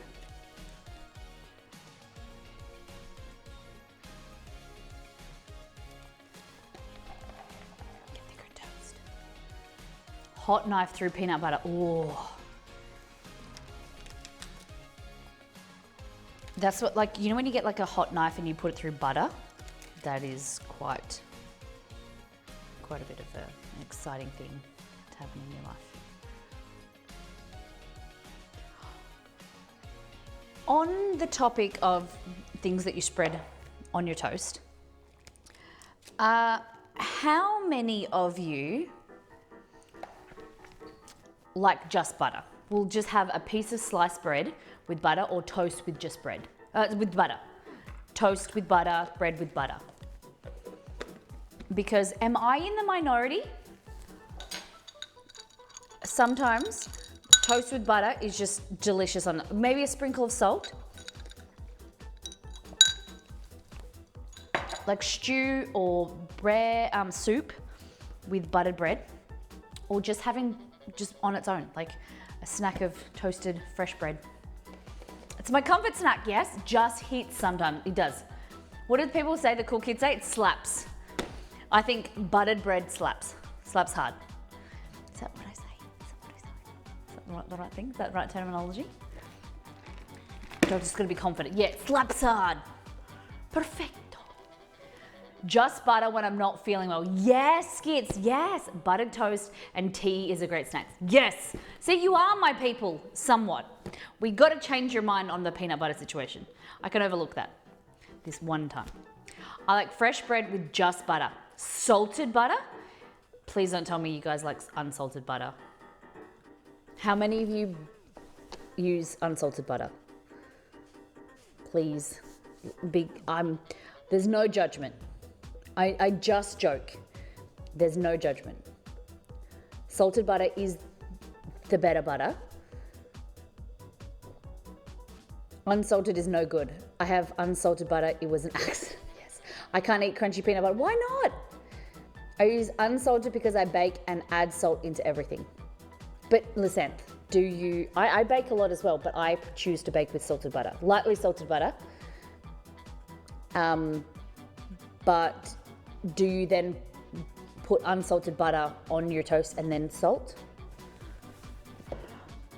Oh, let's not even bring up the M word. No way. No way, Jose.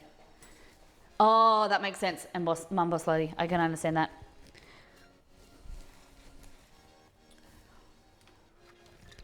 Toast gets a pinch of salt.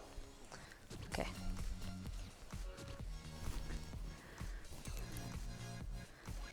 Yeah, as a baker, I'm a non-believer in the whole unsalted butter thing.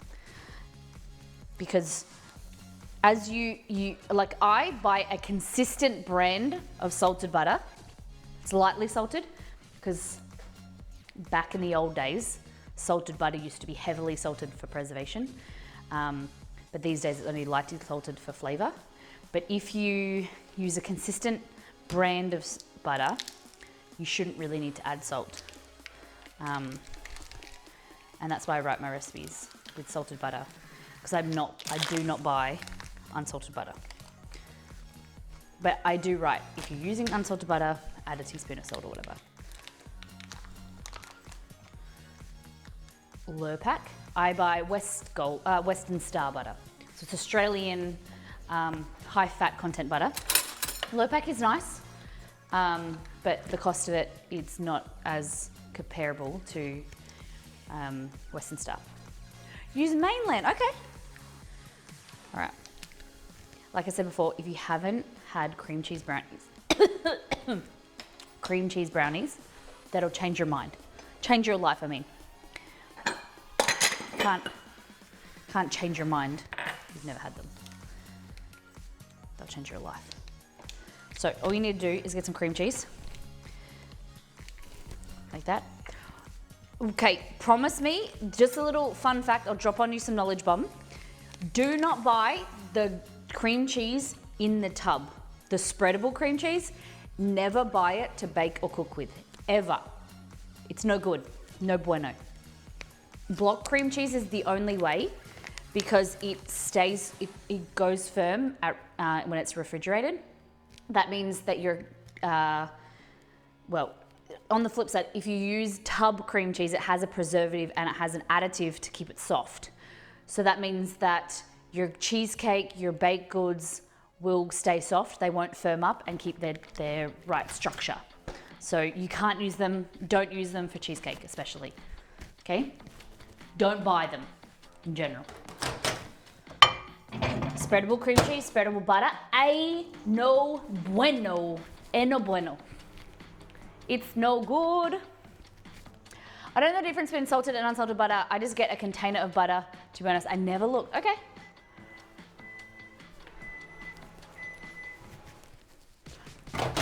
I leave butter at room temperature, a small, like, we go through this maybe a week, less, with cooking and baking and things for recipe testing. I keep this at room temperature. I keep the rest of it in the fridge because it's always spreadable. In summer, it might go in the fridge if it gets too hot. Okay.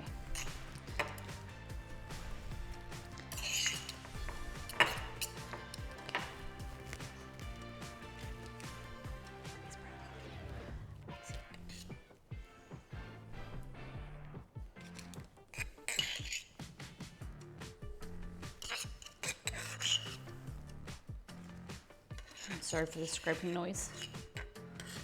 Shouldn't really be using a knife, but.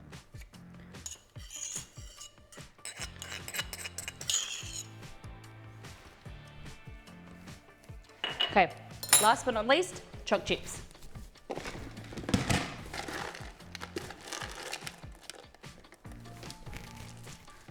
Alrighty.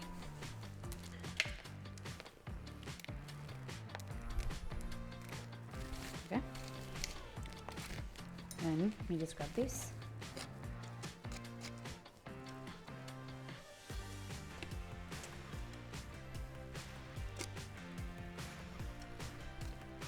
Just kind of like swirl them in a bit.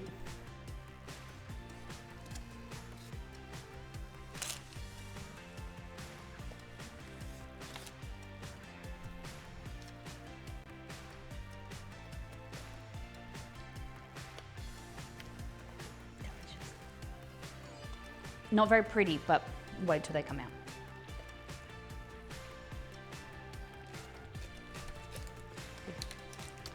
I regret doing the swirling thing. But they'll be delicious, I promise. Okay, into the oven. Kind of poke them in the toppings in a bit. Okay, into the oven. Done. Brownies, Dalaran, we're done. Let's go to get some it's called snow. Hold on. Shovel tusk steaks. Okay, so I've been to the butcher in Howling Fjord, and we've got some shovel tusk steaks here. Prepared them for me. His name is Bob the butcher. Okay. Steak, wonderful. We're gonna add a lot of salt and a lot of pepper. Season it. The key, one of the I would say the biggest thing about restaurant quality food to home style food, especially with steak, is home cooks don't salt it enough or season it enough. Steak, it will lack the flavor because it needs salt. What a meaty brownie.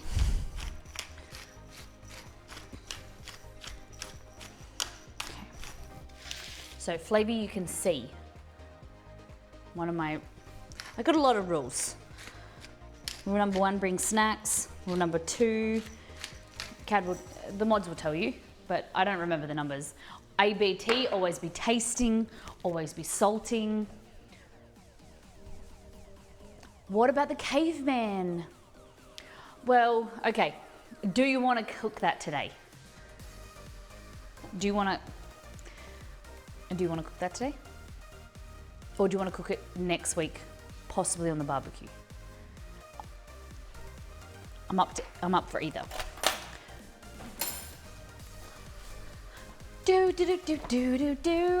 We have this guy. Premium tomahawk. I have a tomahawk steak.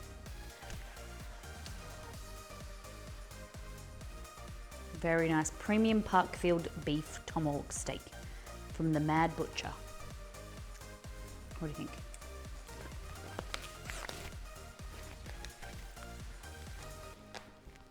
I added a space. Pew, pew, pew, delicious. This is kind of medieval though. I don't know. What do we think?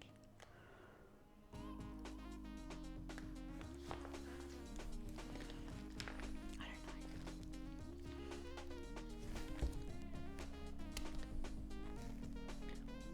That would be amazing smoked. The chunk fits. It does. It really does. The only thing, I think it should be made next week on the barbecue.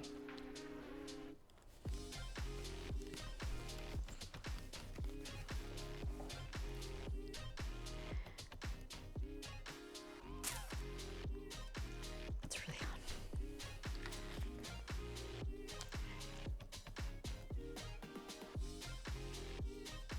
Yeah, it deserves a barbecue.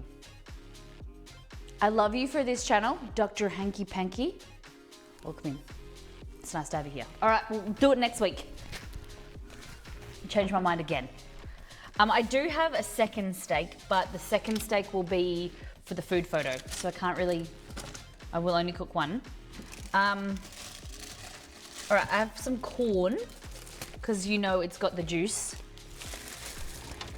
What do we want to serve with our shovel tusk?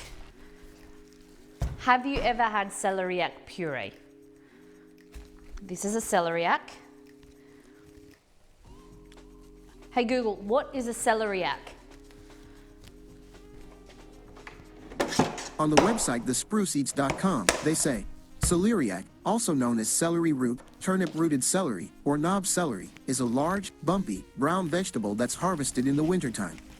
Do you want a little more context? No. Puree and corn are nice. Okay. And I thought like a really nice kind of mead. I thought that would be, we could do like a mead beef sauce, beef jus, because I thought beef would be kind of fitting in with the World of Warcraft kind of universe, the lore, more than wine, but we could do wine as well. Because we've made mead on stream once, and I did throw out majority of the bottles because they weren't very good, but I did keep one or two.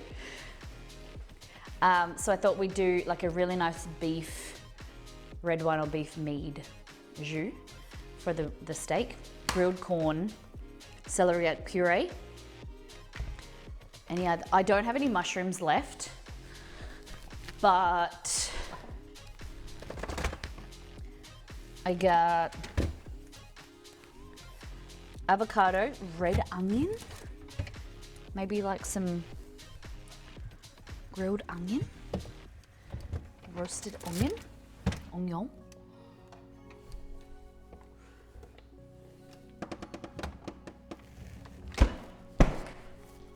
How starchy is that root?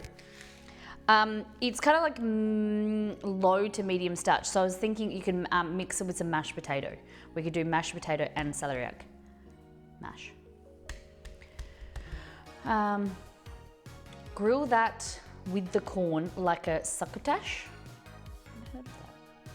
Lysantha says, bedtime here, but I'm so glad to have found you via Mama Huevo's kitchen and Waybread. I'll be back for another stream. Well, thank you for coming in. It's lovely to have you here. And thank you for welcoming your husband in as well. And it's lovely to see you. Have a great week.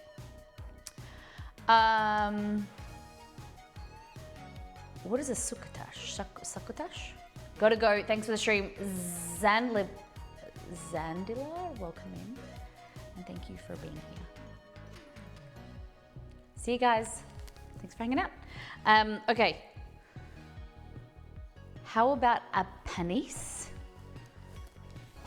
Let me Google what that is. P-A-N-I.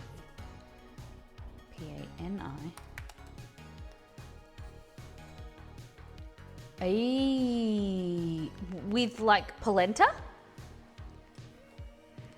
Zandila. There we go. Thank you very much. Thank you for letting me. I really appreciate when you tell me how to say your name properly because I think it's respectful, so thank you. Corn, bell pepper, onion, usually lima bean or something. Is it kind of medieval? Oh yeah. Okay. Succotash. Penis. Chickpea fries. Oh, so you think like with that? BCK. I don't know. Celeriac, let me Google it. Celeriac fries. Yeah, it says you can do celeriac fries. Let's give it a try. All right, so I'm gonna peel it. But you grab the onion, so we're good. Okay, something for the color. All right, let's have a look.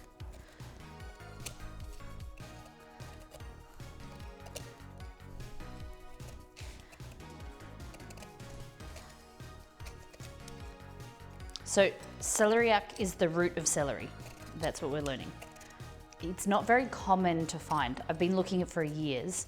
The last time I did it, I made this when we lived in Melbourne, the celeriac puree. And it's really good because it's low carb compared to potatoes. So you can do like a nice mash with it.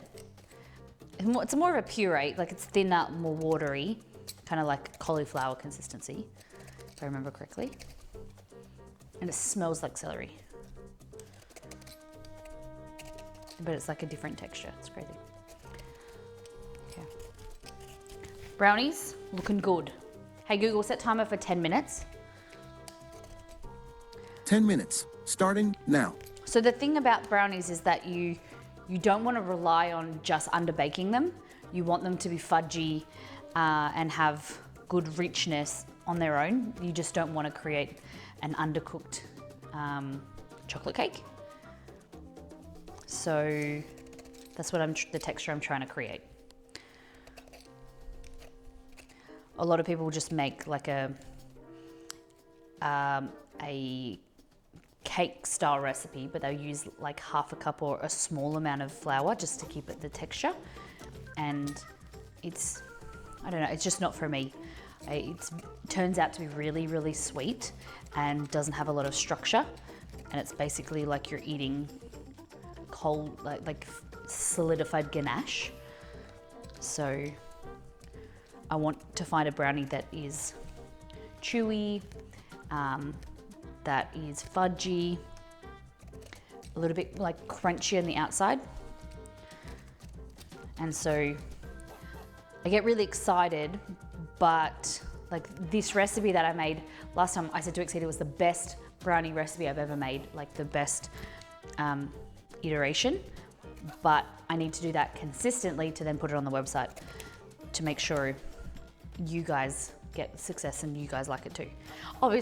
Obviously the recipes, the way they're written is not for everybody, and that might not just be for some people, but hopefully, you know, I can create something that a lot of people like. And that gives me an opportunity to create like a more cakey brownie for some people, you know. Something for everyone. And then you can do different toppings. The question that I did have, if you guys don't mind me asking, is for recipes, do you prefer to have a base recipe and then you use your own imagination and then create? Or did you want a specific written recipe for you to follow for, like if I created, for instance, like a banana cake, and then I said, or like a pie, for instance, like an apple pie. And then I said, you could add berries into this. Would you do that? Or would you like a specific recipe written? It's basically, a lot of it's copied paste of the original recipe, but then it says like, add this many berries, and it's been tested and tried. And like written out specifically. Like what do you think for you sets you up for success and gives you more confidence?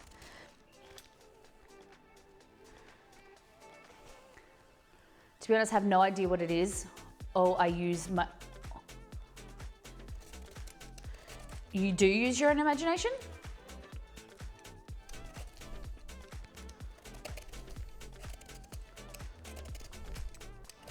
Like if I had a choc chip cookie, like a base cookie recipe, and said, okay, you can add milk chocolate chips to this, or you could have raspberries, or would you prefer a raspberry choc chip recipe written up?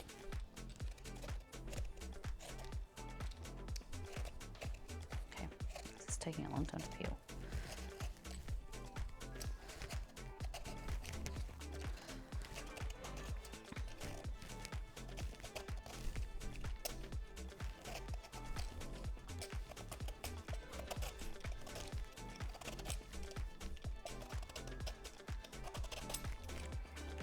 I tend to follow the recipe as it's written unless I need substitute. Okay. So yeah, that's good. That's the type of thing that I want to hear. You know, feedback of going like some people would, from me, like if I find like a brownie recipe, then I'll just add my own stuff to it. But then there's sometimes where I want to look for a specific pumpkin recipe, or, you know, like a sweet potato bread compared to a pumpkin bread, even though they're exactly the same, but substituting pumpkin for sweet potato, like some people prefer it to be written out specifically, and I get that.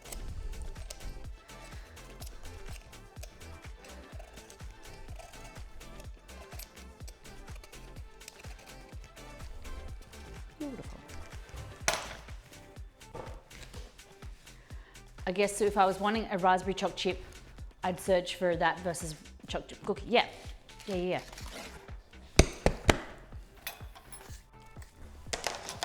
Or like, say for instance, like if you were cooking bread and you wanted, are you like less likely to, if you cook bread, and you're less likely to follow a recipe and use your imagination because you're not sure of like how much mix-ins to add. Like if you wanted to create, if you've made this recipe before and it says it's a regular bread recipe, but then you can add nuts or seeds into it, would you want to know exactly how much nuts and seeds rather than like leaving it to opportunity and accidentally adding too much or not enough? I don't have enough confidence yet to add things without knowing. Yeah, I love that. Thank you. That's fantastic. All right, so we're creating some celeriac chips. So I'm just slicing these. Do you think we should pan fry? Or, I've never cooked celeriac like this before. Hey, Sam. Welcome in. Sam, I had a question when we're going through all things food. What were the cupcakes for? Why was everyone getting welcomed back into the office?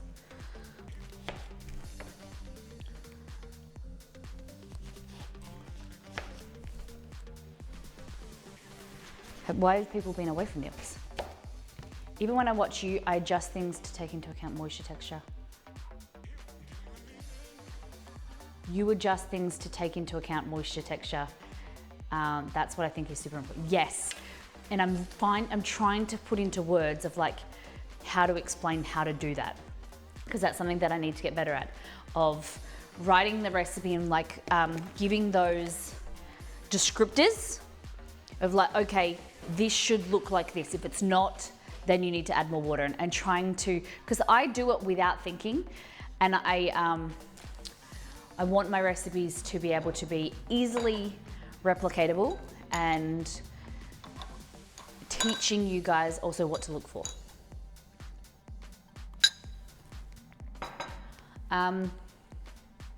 So from what I heard, the employees have been working from home, and today, so now everyone's come back to the office, okay? All right. So I was gonna hold this up this way and try and cut, but it was rocking. It's just easier if you just flip it over, it sits on a flat surface. Okay. I'm just gonna dice this. that. The brownies are looking good. Nearly done. Hey Google, how long on my timer? T minus 1 minute and 49 seconds. Yes. Cool.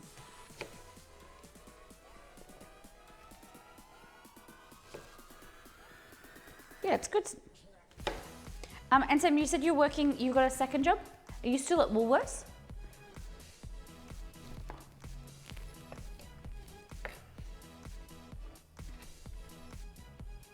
They can do for chips.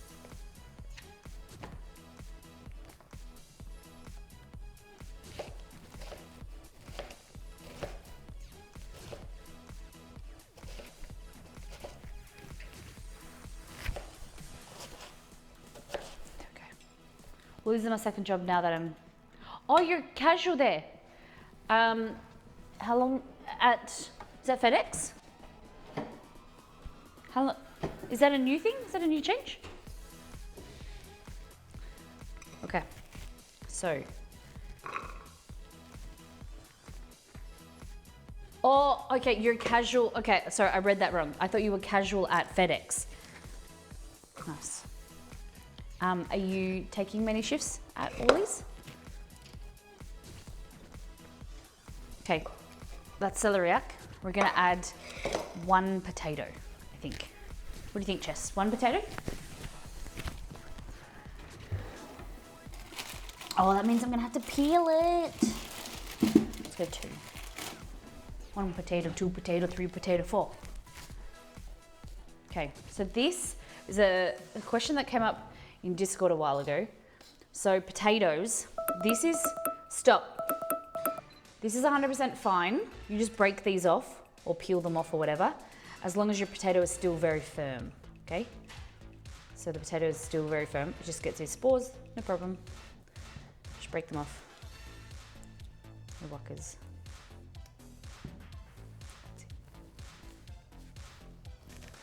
Don't waste them by throwing them out. They're still great.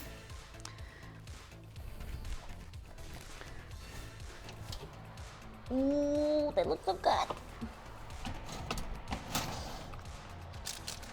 right, still a little bit. Hey Google, set timer for 5 minutes. 5 minutes. Starting now. Now FedEx is my full-time job, and yeah, not bad. 10 hours more or less in a week. Yeah, so do you need to work at Woolies? I can imagine how tired you are.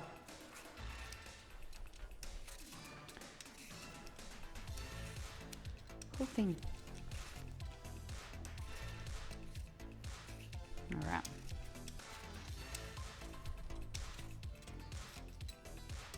And do you have a big commute into the office? Pro tip, the tip of most peelers are designed to remove the eyes of... Yes. Is that, okay, I've never really done that before. Because the eyes, aren't they just like the indentations? Didn't know that I had one. It's kind of like a little spoon. Little spoon right there. Well, what is the eye of the potato? Is that where the spores have grown, or is it just like an indent? I always thought they were like, there's some potatoes, large potatoes that have like big indentations. Hey Google, what is an eye of a potato? On the website byjuice.com, they say, each of the tubers comprises several notches on their surface, known as eyes. Do you want a little more context? No. They're roots, okay. Okay. Well, I just give weeknights around 5 or 6 to 9 p.m. and weekends, let's just shift around 3 to 5 hours. Okay. So these are royal blue potatoes. Very similar to like a Yukon Gold. They're a all-round potato. You want to look for something that has like a yellow flesh. They're in between a starchy and a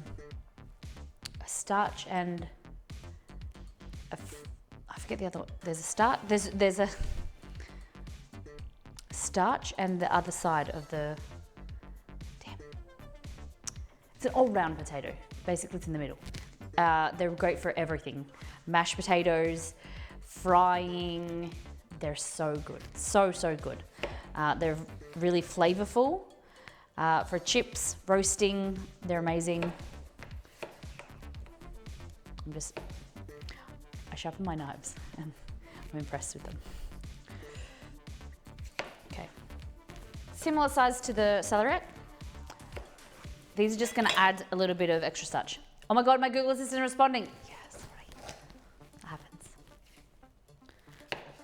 happens.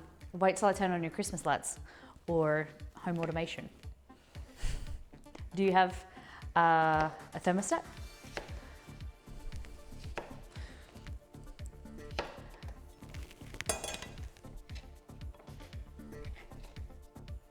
Okay, cool, good. One of our mods has, well, is it plugged in, Kat? Do you have your Christmas lights on?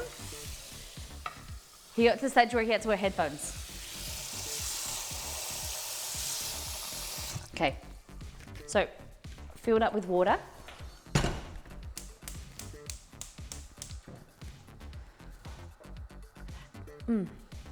Now, I'm gonna need a little bit of hype in the chat if you wanna see the brownies. Do you wanna see my brownies? Ooh, ooh, ooh, ooh, ooh. Who wants to see the brownies? Just gonna slice these into chips. Who wants to see the brownies? Get some hype in the chat. Nah, I'm good. I see how it is.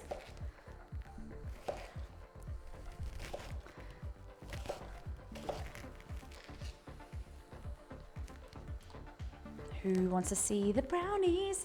Hype in the chat. Huh, hype in the chat. Okay.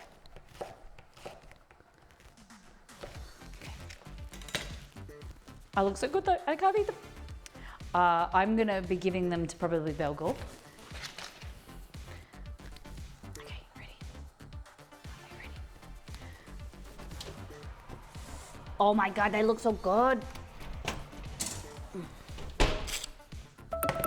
Stop. God, how about that on timing? Okay, so you want them to have a little bit of wobble in the center. Like that.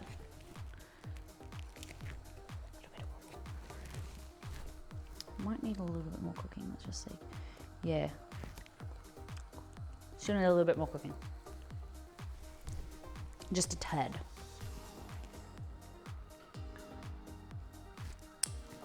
Yeah, if I can put my finger in there, they need a little bit more. What? Hey Google, set timer for 2 minutes. Well, apart from them being 2 minutes, in Perth, and that's starting now. You're a little bit too much sugar. Just a little bit. Okay. So, with your steak, we have celeriac fries. We're gonna call these, what can we name them? What's a World of Warcraft name that goes with our shovel tusk steak? Roselli? What can we call them? They smell like celery. It's so weird. It's so strange. Put it back in. Turn off oven. Oh, they're in there for 2 minutes. They'll be fine. Famous last words. Oh.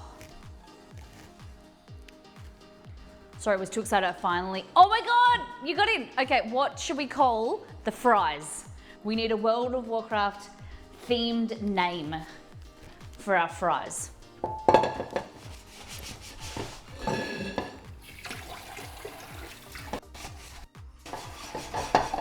Just scrubbing this pan. It's got some residue on it.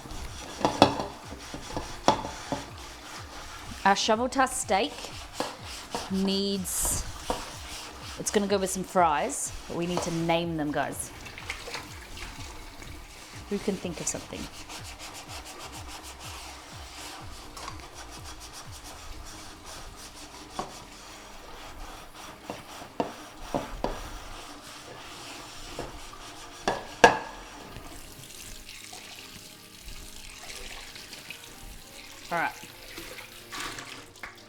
So this is gonna be, so the maiden voyage is the first, is that correct? You do, the boat goes on its maiden voyage, it's the first time. What is the last time? Caldara? Stop. Spine-fine souffle and fries is the name of the recipe.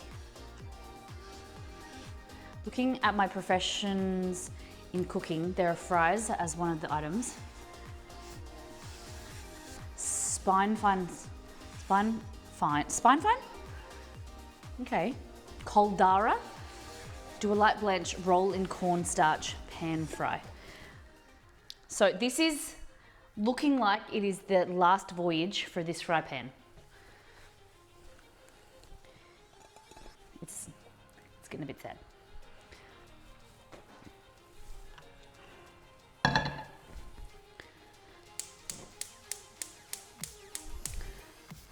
And the brownies. Let's take them out. I can't risk them overcooking.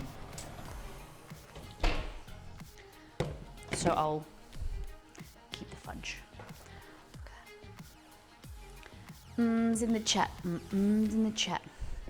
I know they don't look the best, but they will be amazing once they're all cut up and dusted with powdered sugar. You know how I said to you we're going to do like half plain, half topped brownies? This is the only section that has no topping. We went overboard. Never usually happens, does it? Ever. We never go overboard. Just letting you know, the final stream is on Friday and we're gonna go overboard. We plan to go overboard on the last stream. We're making a, kind of like an ice crown inspired cake. Ice crown, you know, citadel inspired cake. It's kind of like a mountain, sugar crystals. It's gonna be good. Oddly enough, the edge is a plain. This is true. Corner. I'm excited for the cake. So basically we're gonna try, I'm not going too adventurous this time.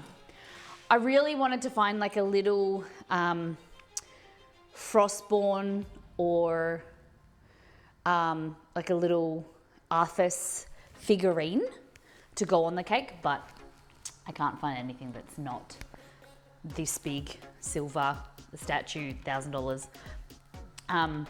So we're just gonna create like a 3-tiered cake, probably about this big, 3 tiers. It's gonna be like looking like this, but then it's gonna use isomalt. We're gonna make colored edible glass, and that's gonna surround the cake into like shards. It's gonna be cool. The idea in my head. We never plan for the final stream. We have an idea and we just try and make it work. Sometimes it doesn't. Sometimes it involves blow torches, trying to be a glass cutter, but you know, we always have fun, don't we guys? It's what it's all about. Okay. Oil.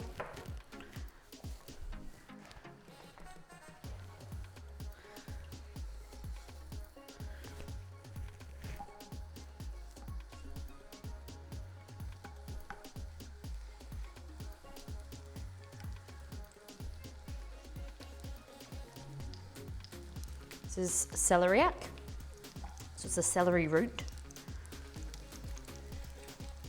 We're trying to make some chippies out of it. Thanks Floss, thanks BCK.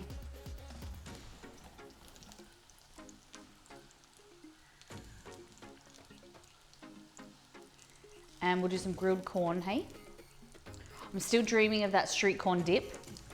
I posted it on socials the other, 2 days ago, 3 days ago. Oh my gosh, so good. Now we've got, the steak is setting, like we've seasoned the steak and looking great. So what happens is you put salt on the steak, and what it does is it draws out the moisture, but then it draws it back into the steak. So you need to season it for at least 30 minutes. One, to also bring it up to room temperature because it cooks more evenly, but then also it gives the time for the salt to be drawn and the moisture to be drawn back into the piece of steak. Can you do those chips in an air fryer? You can. Yep, definitely can.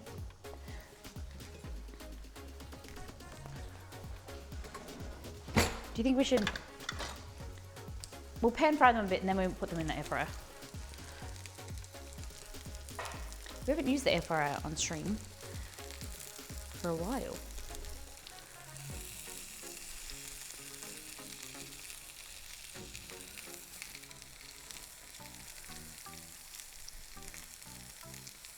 Anything that you can pan fry, or I was gonna no, that's very wrong.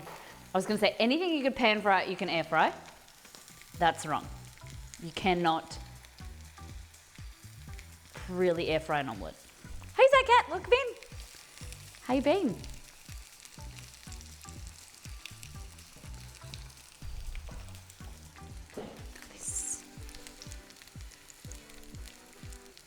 So we're trying to make some celeriac chips.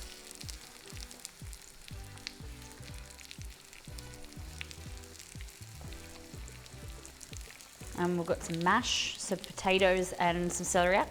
Trying to create some mash. And then we'll do our steak.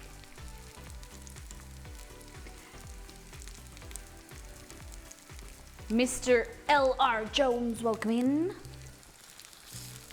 Damn, you're hungry? Wait till we start cooking the steak, the big T-bone. Rule number 1, bring snacks. Rule number 2, don't know it. Another rule, come into the pantry with me. Follow me, everything will be alright. I'll be the one to tuck you in at night. No, I won't.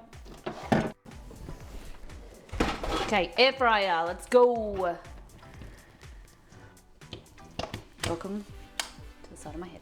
Okay, pull that out. Like that. You should probably dust them with some oil. Coat them in some oil.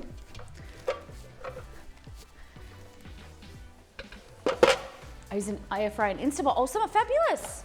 Are you going to use it in winter as well?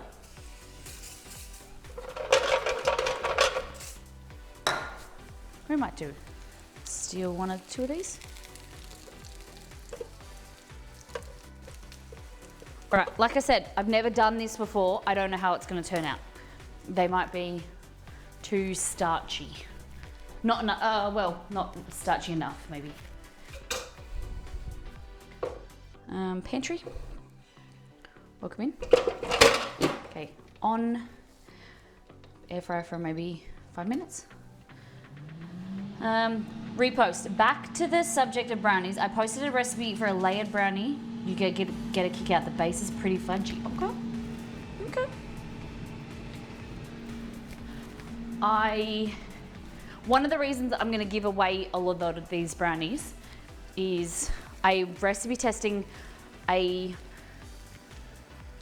kind of like a chocolate brownie kind of base with peanut butter, salted caramel, and then chocolate on top. It's been something I've been thinking about for a long time. I've made it ages ago. Because I've been looking through all my old recipes to then decide what I'm going to put on the website. And I think this will be really good, but I haven't made it in such a long time. I want to see if I can improve it. But salted caramel, peanut butter, chocolate, good. Good. All sounds delicious. And tomorrow I'm making some videos, hopefully make some videos, my new little multi-mat setup, and then retyping some new website recipes, getting the website ready to go live. Okay, I'm down here. These are looking all right.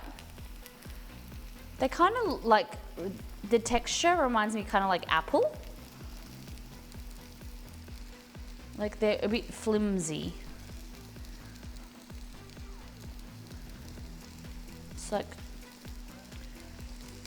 yeah, really it's like trying to pan fry apple slices. Slightly more starchy.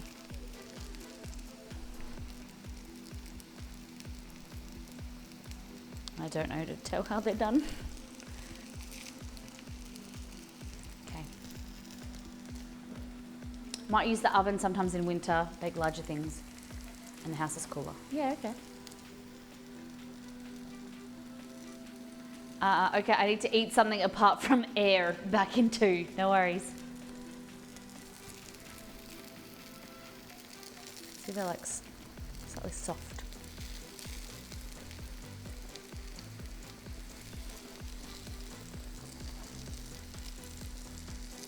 Okay, but let's bring over the brownies.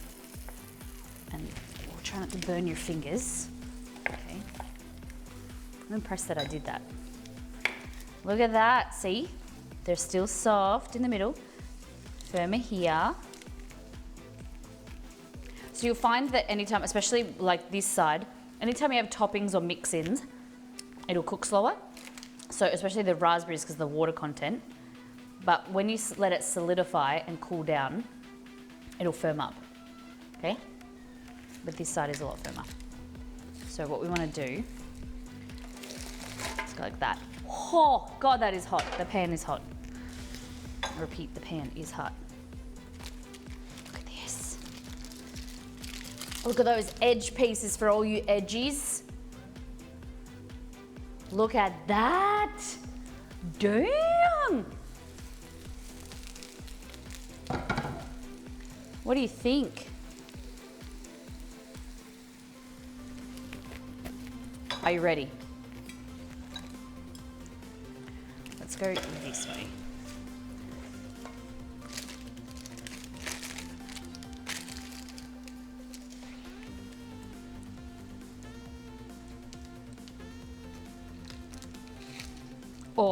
Oh, I just took a bit out of the edge. Oh my God.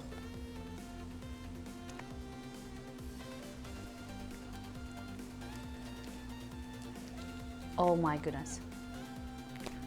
Guys. And the good thing is that you can have, you should never cut them when they're still warm. It's the wrong thing to do. You need to let them cool. This was so wrong. This is the wrong thing to do.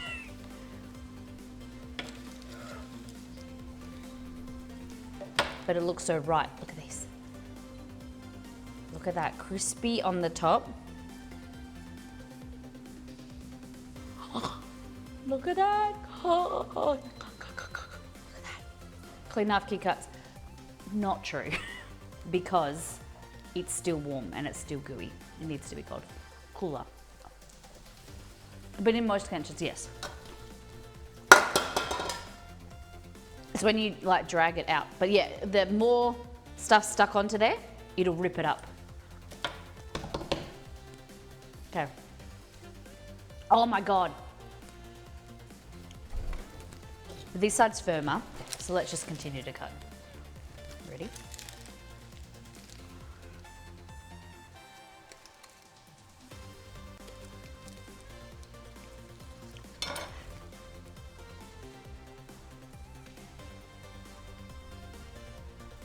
I still don't think it's ready for the website. I don't know.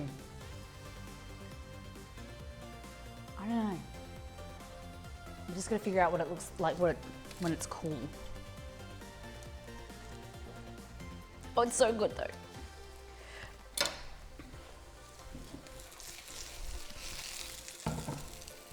The air fryer's just finished, so I'm just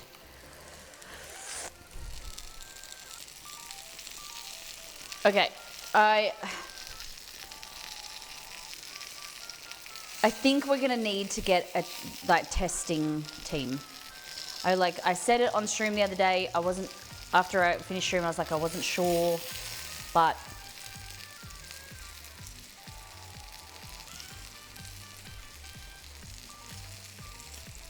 I think we're gonna need some testers. The pumpkin cake recipe, this brownie recipe.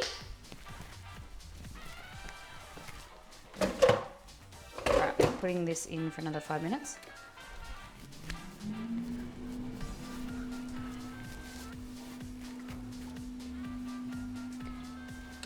All right. Rosalie, I appreciate you. I'll have to take. Are you finished with holidays? But you've got WoW. I can't interrupt WoW with asking you to cook. I can't take. I don't like asking things of people. Where'd the tongs go? I still need to eat.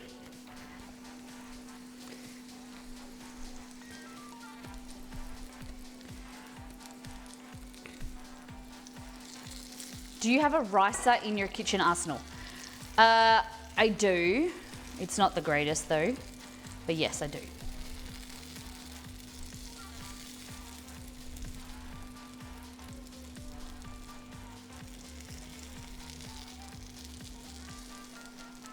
It does its job.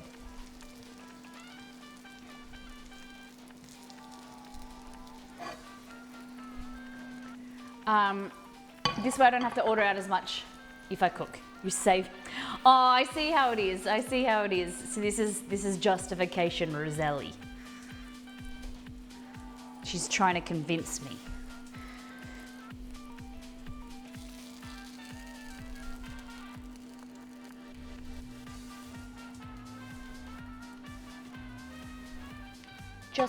This is what Exceed calls me. Justification Molly. Justification Lola.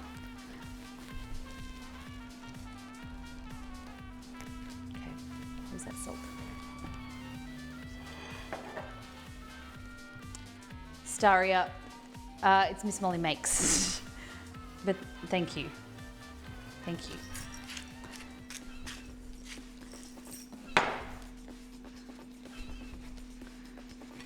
All right. Okay, taste test. So good.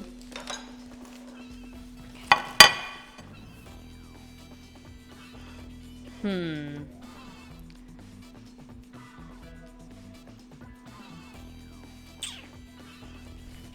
have this.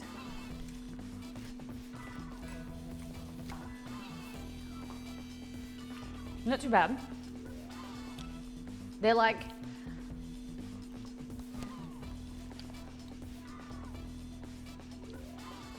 a weird flavor because it's like you're eating a celery flavored potato.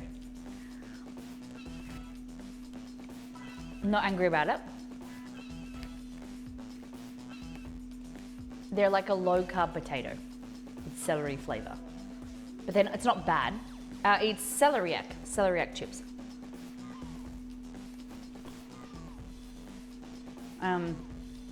So celery root.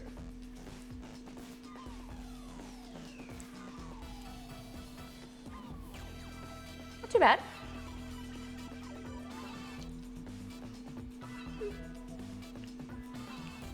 Set it off.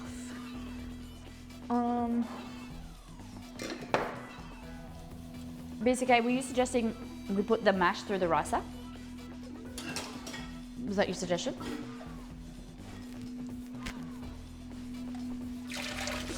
Oh my god, it hurt myself a little bit. Okay.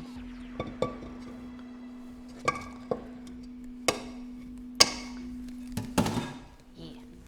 Blob touches burner. Okay. Good. This has cooled down a little bit now. Check this out. Okay.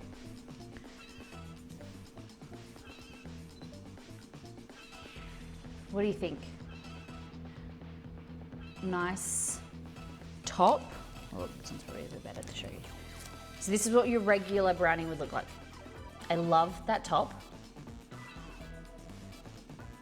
Nice fudginess.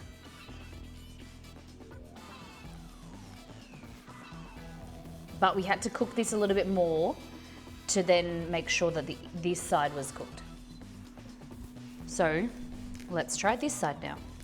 I do think that this will be a bit too warm and moist right now.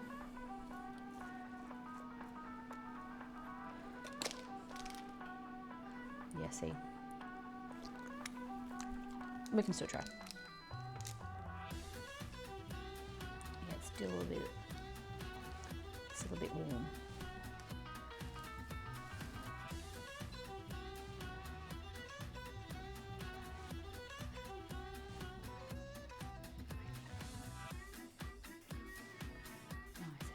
You need to let it cool for at least a few hours.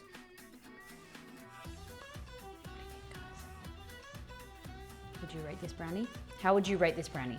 Rate it out of 10.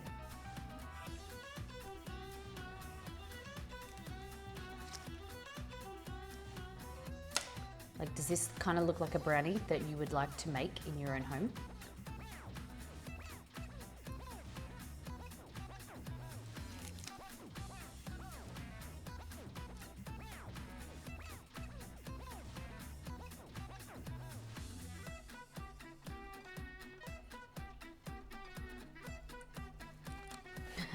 One out of 10, because it's not in my tummy. Okay, let's eat the edge.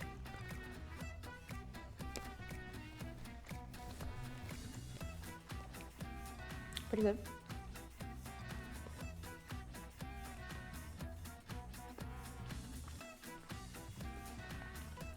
I want it to be crispier on the outside and less cooked in the middle. It's not too sweet, which I like. That's pretty good.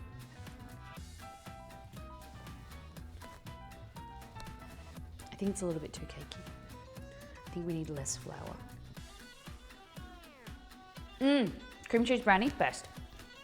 Seriously. Next time you make brownies, swirl some cream cheese on top. Trust me, it's amazing. All right, so these are our Dalaran brownies. We're gonna put them aside to cool before we cut them, okay?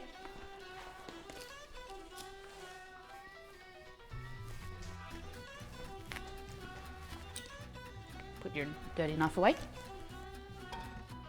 Okay, now we've got our little fries, not huge on them. We're gonna make our mash, cook our corn. Have a sip.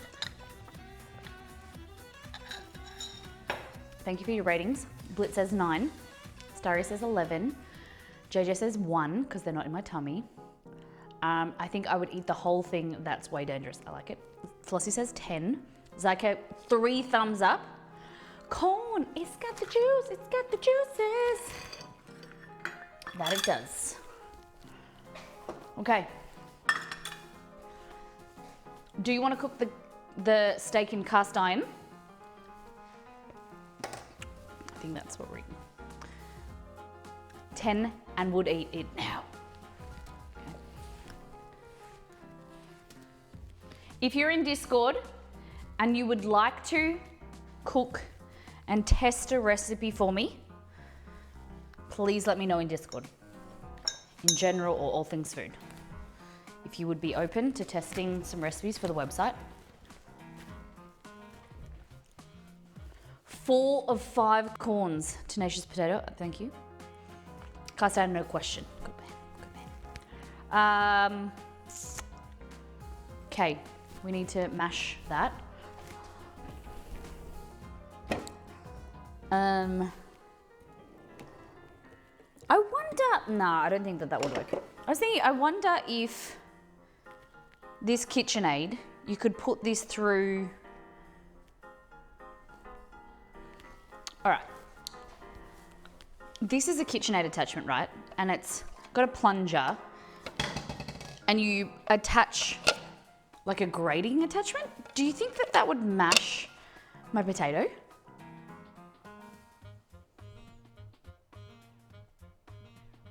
I feel like we should try it because I hate using, the ricer that I've got is really crap. I'd like to get the OXO one, mush, but that's fine. I'm okay with mush. I think I'm okay with mush. We'll have to try it out.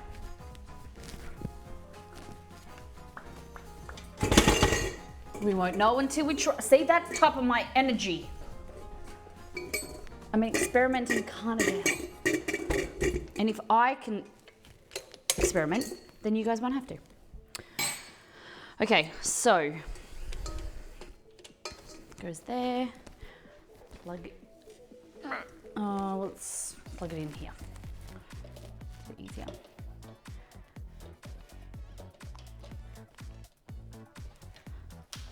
Okay. So this goes basically.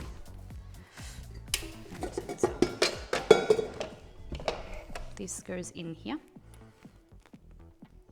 I don't like this thing because I feel like I'm gonna lose it. Always gonna limit test this. Get the protective glasses and lighter. It's experiment with Molly time.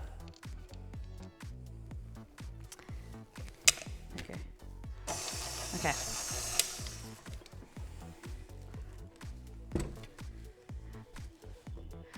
It might work, but I'd put a flap over the exit to prevent it going everywhere. I'll just hold my hand, I'll go slow. All right. Oh, instead of use that, I'll use the bowl. Put this here. Flaps equals plastic wrap. Over here, you think? We'll see. All right. That looks like a weapon. I am a weapon. What do you think about? That's just kitchen equipment. Are you ready? It would be better if it was like that, but whatever. It could be. Caution, the first 3 rows will get... Yeah, everybody in the first 3 rows, you will get messy. Cover yourself. Protect your eyes.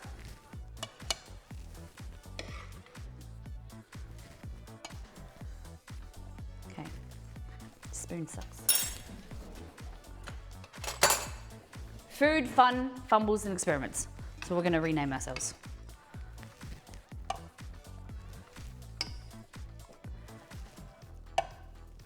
Okay. I don't want to compress it yet. Ready? I'm gonna put it like that on top. Something's happening. Oh my God, it's sinking itself.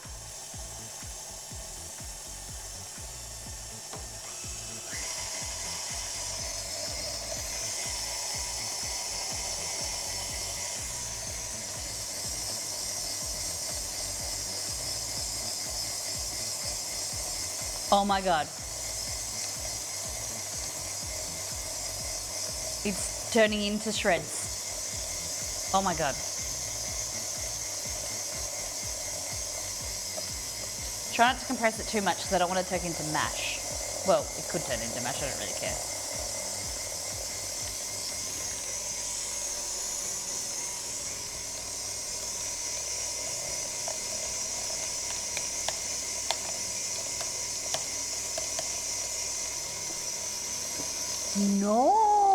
Nice. Probably could have put a finer one on there even. Okay, now stop. Collaborate and listen. Big brain tactics.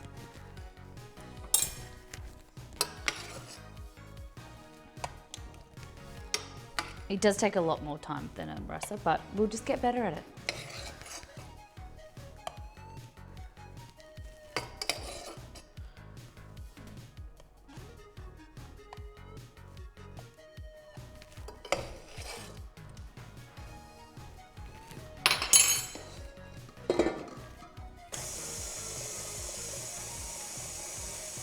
See ya, Grumpy. Thanks for hanging out. Hope you have a fantastic week.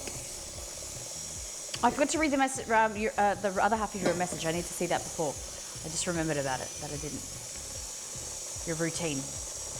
I need to get better at it. So thank you for letting me know what you do. Guys, give some love to Grumpy Gamer.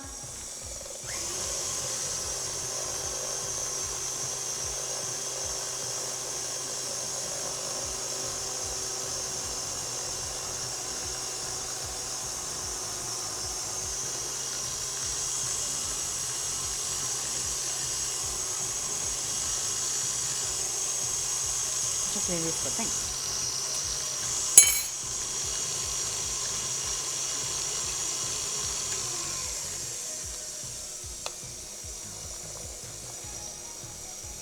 Yeah, it does get like chunked in here. But I think it's fine. I think it works quite well. Right. And it will create like a really nice smooth consistency, I think. basically like grated mash, and then you make it thinner. Fabulous.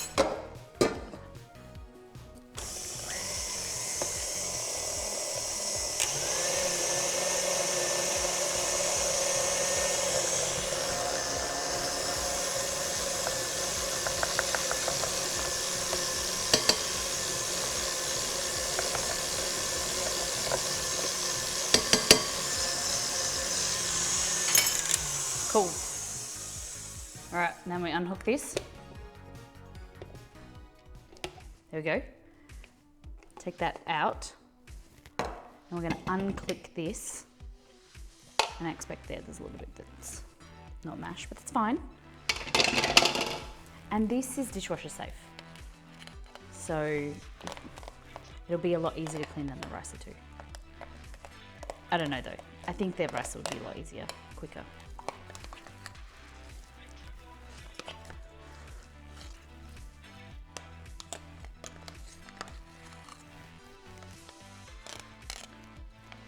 I've thought about buying a proper ricer, because I'll show you the one I've got, but the amount of time that I use it, I'm happy with the one I've got, you know.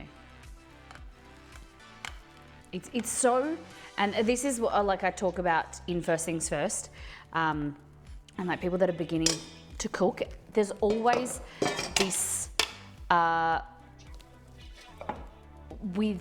when it comes to cooking equipment, there's always like new fancy equipment to buy and stuff will make your life easier. It doesn't make you a better cook though, and you don't really need it. And your arm isn't tired? Yeah, this is true. This is true.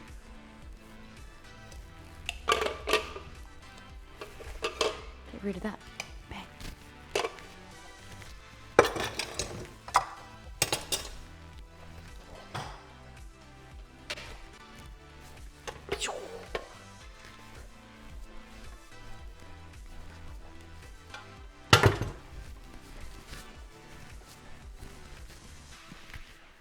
What is your feelings about cheese with mashed potato? Yeah, it's got a place. I don't love it all the time, especially with like, I don't think it's necessary if you've got to using a good potato. But it is nice. Okay. This is our mash.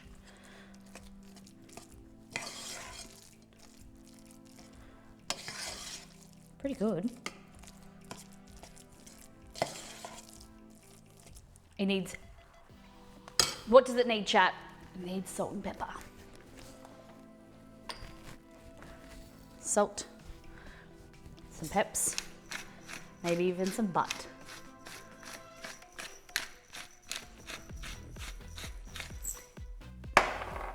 Some SPB, salt, pepper and butter. Sometimes all the seasoning you'll need.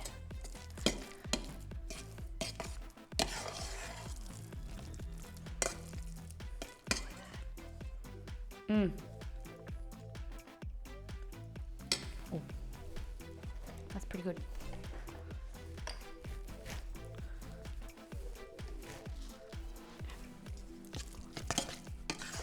Can't stand it? Okay. Nice. Good. Fabulous. Okay. Cast iron.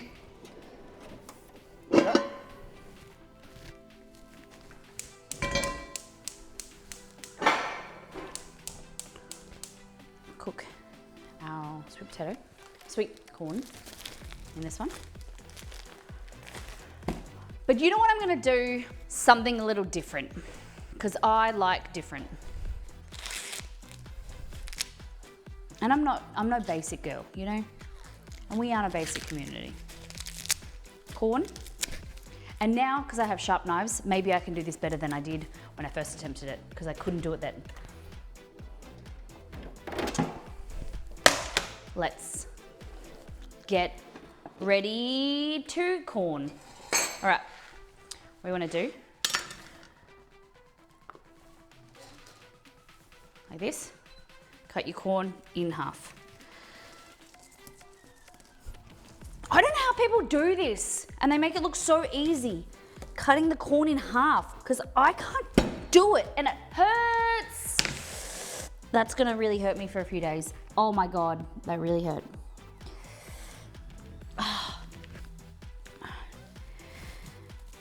Maybe the corns are different down under.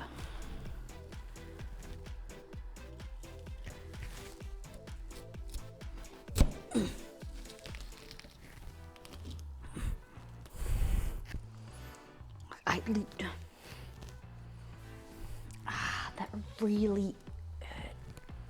Okay.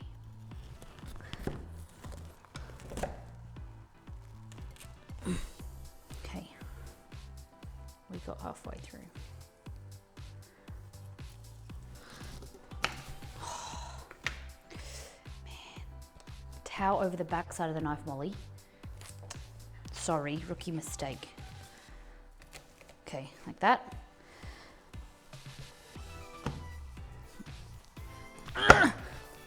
There we go, we did it. Oh my. When I did it, I hit my hand right there. It's gonna be sore. And I'm gonna complain about it next stream. You watch. I'm very sorry. Okay, there. Tea towel. I've never seen anyone do this. Oh, it's got the juice.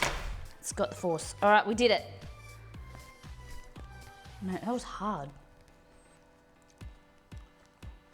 Cool, it looks like, shows you how the kernels like are made. All right, 4 pieces of corn.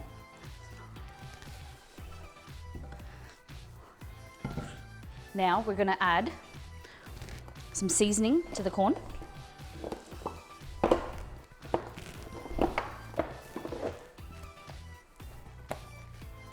I'm just gonna add a little bit of cumin. Like that.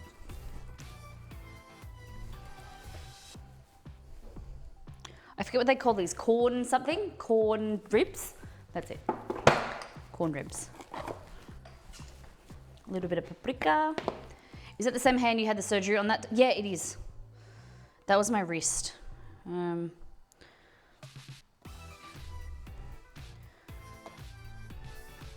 But I've broken both of my wrists. I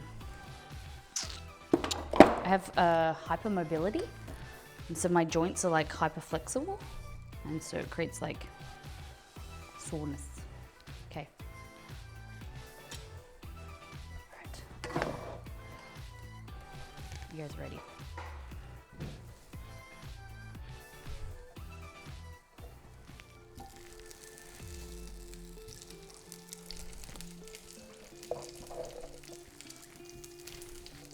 Grill your corn. Salt, cumin, paprika. A little bit of oil.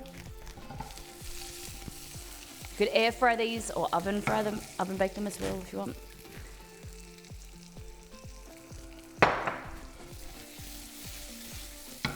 And then here, thank you. I'm just being a bit of a sook. I'll be all right, thank you. All right, here, are you ready? A little bit of oil.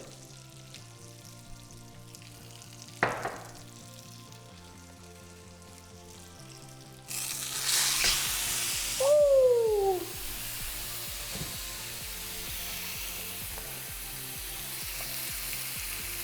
Hey bakery, doing good. How you doing?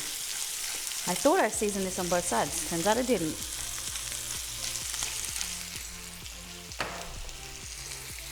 Fabulous. So corn and our steak, cast iron, nice hot heat. We're not going to touch it for 2 to 3 minutes. It's a bigger cut of steak, but it's also got a bone in it, which is kind of like adding, you know when you go to school and your mum would put like a frozen water bottle or like a frozen kind of popsicle or something in there to keep your lunch from going cold?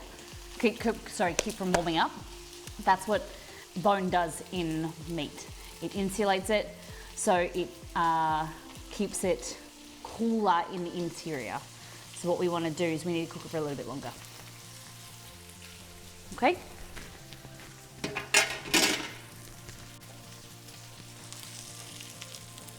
Nice, bakery worker. Sounds good. I just need when you're posting photos in Discord, if you can just pop a description and let us know exactly what's in it, because we were really interested. Looks good. The old T-bone. I'm trying to find my cloth so I can clean the camera. Do do do do do do do do. So juicy, yeah. Okay, just shut your eyes for 2 seconds. Going away for 2 seconds. There you go. Now it's clearer.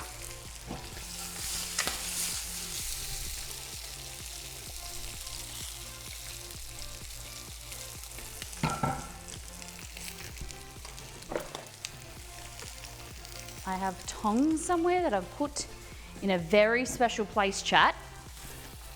I was like, I'll just put the tongs here because I'll need them for the steak. Look at that. Oh, you want to see the crust? Are you ready for it? I'm flying along, Molly, almost 72. What do you mean? You're already at 72? Are you using, did you buy a pack? Almost. Do you want some steak?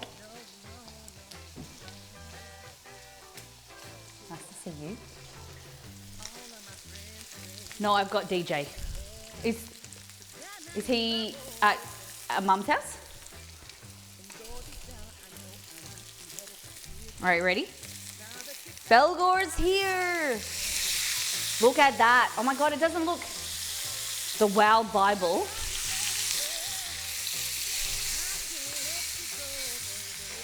DJ is Ragman, Belgore's friend. He's obviously helping him out. It was so nice to see your dad yesterday. It was. I'm glad that it's his first time on stream in 5.5 years.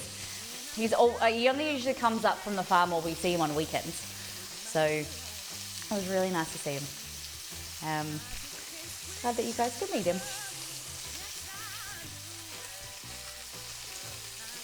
So Belgore, when you started this morning, what level were you on? If you guys are just joining us, we are doing a World of Warcraft sponsored stream celebrating Wrath release. Wrath of the Lich King came out today. We started on 70. And you've already gone up 2 levels? God damn, you're slow, man. I know, that's pretty good. You're flying along. I'm still 70, been playing since when live. Whoa, Tenacious Potato. Obviously, you need some ragmen in your life. Belgore, what tips and tricks can you give the rest of the community to help them level up? What have you been doing? What's giving you the edge? Hey, how do I pronounce your name? Y1U. Hello, this is our corn.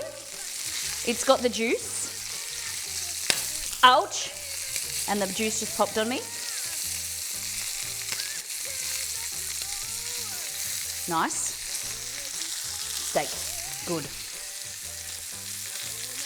Get prepped and have 25 quests to handy in at launch.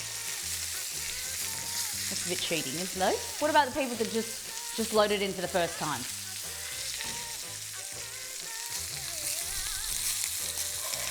So were you playing like the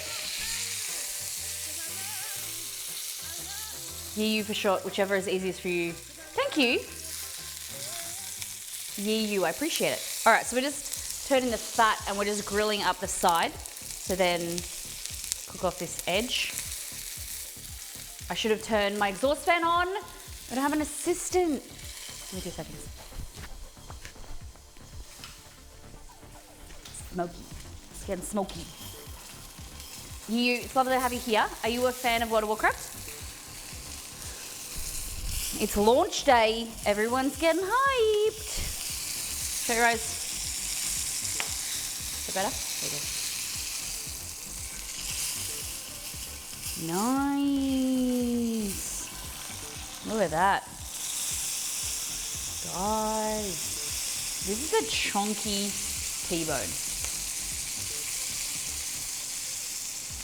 Just starting on trail stuff, got a few my tunes to almost 20 on trail. Fabulous. Okay, corn done. Exceed. Belgor, can you explain to me, like having the quest ready to hand in at launch, does that mean did you have like the early access? For someone, like I know a lot about not a lot, I know about the lore. When we do sponsor streams, I look into the lore and I do research of different items and things, but the gameplay is what I like to learn about from you guys, because you've been playing for years and everyone has so much knowledge that I'd love to learn how people play, how they used to play, and how specific people do things differently from different regions, and how that you have a different approach. Having fun trying the different classes, finding my race I like. So far I'm liking my Alliance Worgen, Warrior, Tank, and my Blood Elf Demon Hunter. For DPS, I like it. Currently trying a Death Knight, fabulous.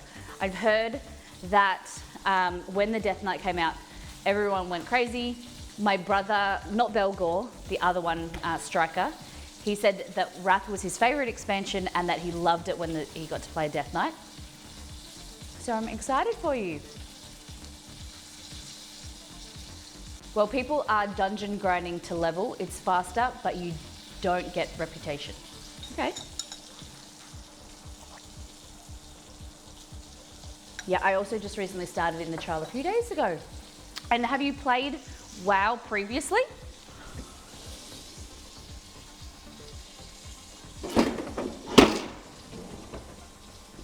Okay. So we're gonna take the steak out. We're gonna wrap it. Oh my God, so good. Oh, and Belgor, if you don't mind asking, we were talking about your pre-preparation for when an expansion usually drops. What food have you prepared? What have you got planned for the next few days?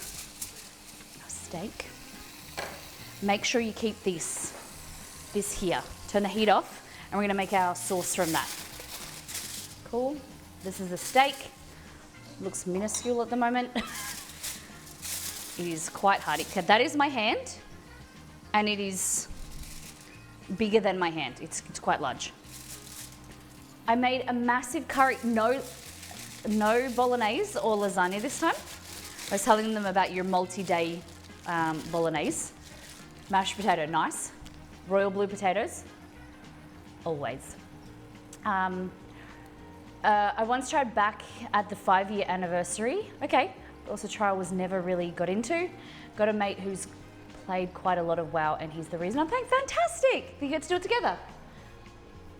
Okay, so you haven't gone as hard as this time, okay. So to go along with the theme of World of Warcraft, we're going to be making instead of a red wine beef jus, we're actually going to be making something with mead. So this is mead that I made a few years ago. And so I thought it would go along with some raspberry honey mead, and that will go nicely. So we're using these juices from a pan.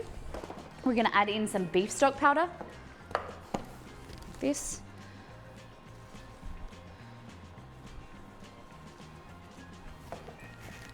And we'll add some of this mead. Ooh. You could add some red wine if you wanted to as well, or each one or the other. Okay. Grab this. So basically using the pan juices from your steak. When we let this rest, we'll also get some more pan juices that will be released. So basically what you're doing when a lot of the common misconception with steak or like meat when you're resting, that resting period, people think that it's allowing the proteins to relax. It's not what happens. because once the animal is killed, it goes through a stage of rigor mortis. So the muscles don't stretch and relax and contract and what people think they do. What is happening, the resting period is the main purpose of it is the internal juices, the liquid inside the meat actually starts to go through a stage where it solidifies and it settles. So that is what we want. We want to keep the moisture inside the meat rather than cutting it open and it's being really liquid. You know, as when we made the brownie, I said we needed to let it cool slightly so it solidifies. It's the same thing with the liquid and the juices inside the meat. We need to let them cool down just ever so slightly, just to help them solidify and they stay inside the meat and they stay nice and juicy. Okay, so a little bit of liquid that's come off. If it's pink, don't stress about it. It's actually not blood. The blood runs through the veins. It doesn't run through the actual meat. That's a really common misconception. It goes through the capillaries and the vessels. It doesn't go through and whatever's left over is the, hold on. Come out. Yeah, that's why you need to let meat rest. Just the food science behind it all. Okay, so this, look at that. What we want to do is add a little bit of water. If you wanted to, you could add, depending if you had time to let this simmer and reduce, you would do so, and you're reducing the flavor, the water content. But if you don't have time and you want to make a thicker kind of gravy or sauce, you can add a little bit of cornstarch. So ABT, always be tasting. So have a taste of that. Ooh, very nice. What we're gonna do is add a little bit more of this mead. The hunk of dry meat, yeah, I agree. So now I've added the mead, we need to reheat it to then cook off that alcohol. Steak. Put that there.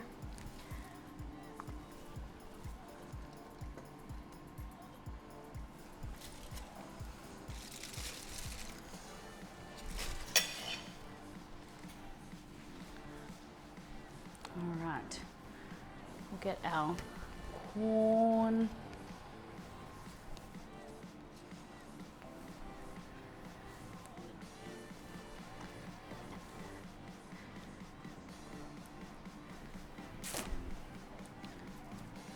Guys, look at that.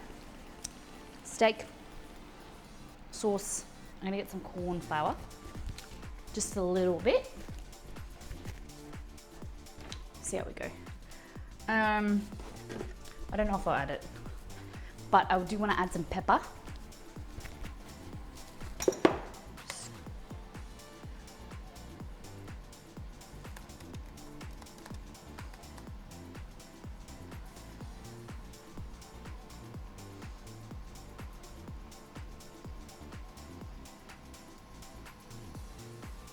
Okay. So, cooking off the alcohol. Did you save the top of the root? Could be a good garnish. I didn't. It's in the bin. As I was saying, the red of the red kind of liquid of the meat is myoglobin. It's not blood. It's 100% safe to eat. I know people get nervous about the color of it, but it's nothing bad to worry about. So it was fantastic, thank you. Taste. Oh, that is good. It needs pepper.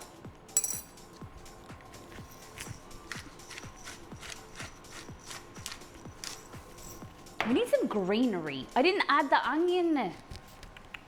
Damn it, I was meant to. do some like caramelized red onion. Doesn't matter.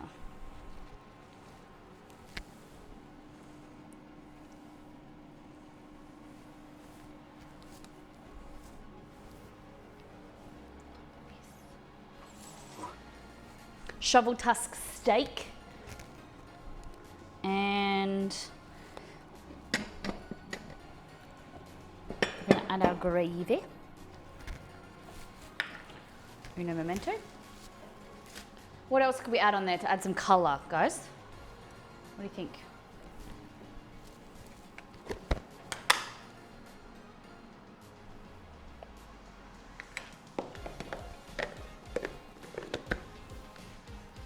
Just made some of that in game. Did you really? I don't know if you're lying. Send me a photo, Belgor. Hey, Rusty. Belgor, send me a photo of you making it. Adds heaps of spell power and stuff. Yeah.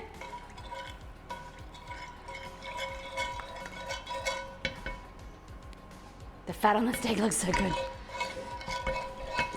Okay. So,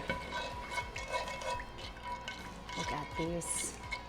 So this is a black pepper and mead jus.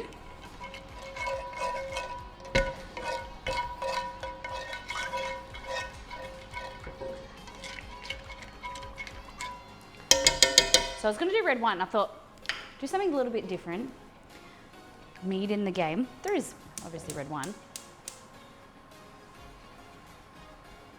Oh, I meant the dish. What's it meant to be from in-game? Oh, so shovel tusk steak is steak from a shovel tusk. You can find it in Dalaran, I think. Except, Belgor, whereabouts are you? What region are you in at the moment?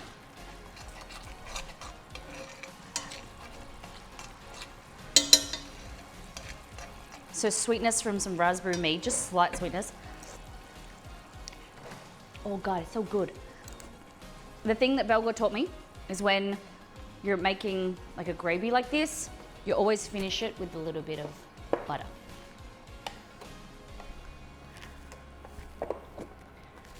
You're in Howling Fjord? Yeah? Okay.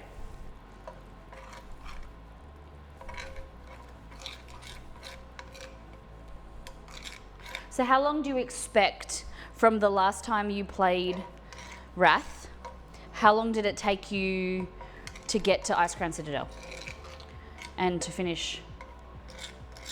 That's where the shovel tusks were. Okay.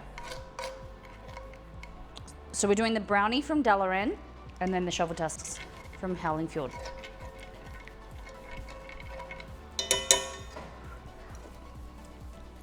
I need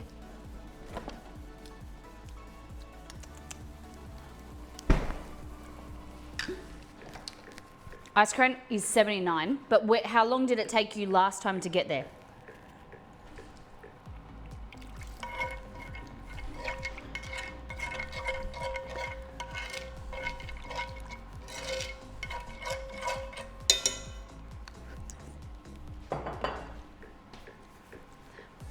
Belgor, we're talking about weeks, a few weeks to get there. Last time you played, it took you 1 day, 1 week. Okay.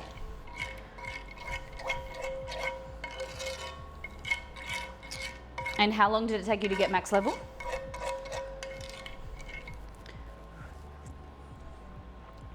It's quite salty.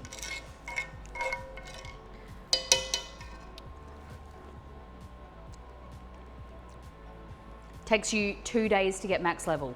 Damn.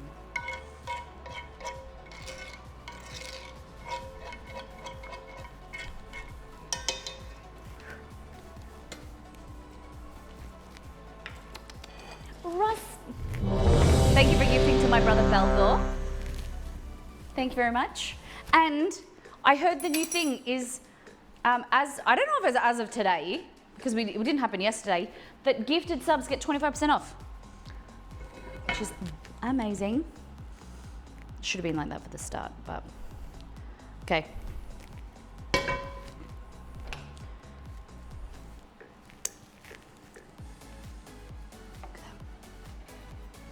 I think we need some, this is the greenery that we'll get, you know. Very medieval, look at that. Woo! Damn. I have to get my boning knife, one moment. Getting the big guns out.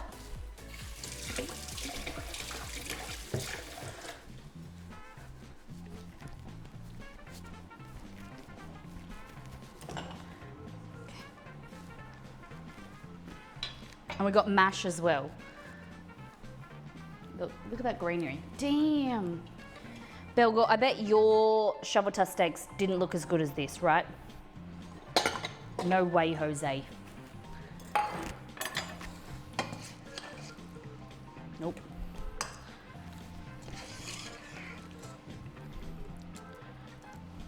Okay, this is our celeriac and potato mash.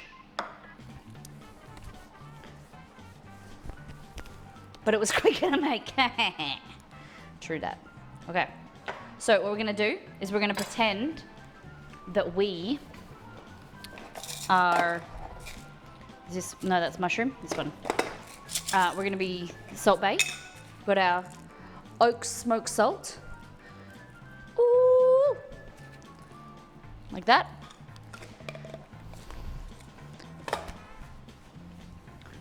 Ready?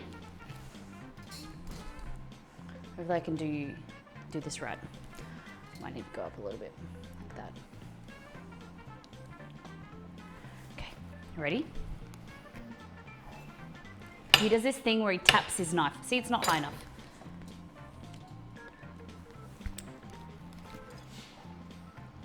Like that. Okay, ready?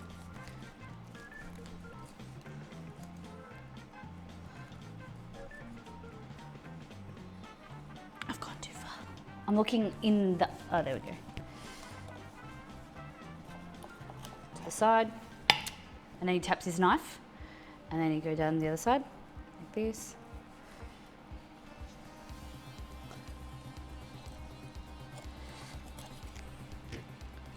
Look at that.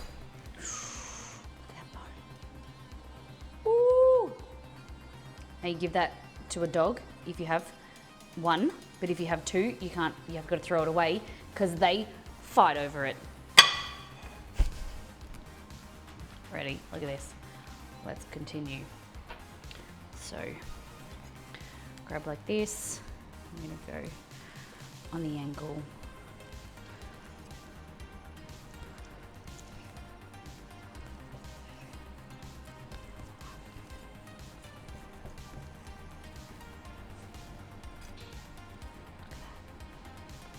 Woo!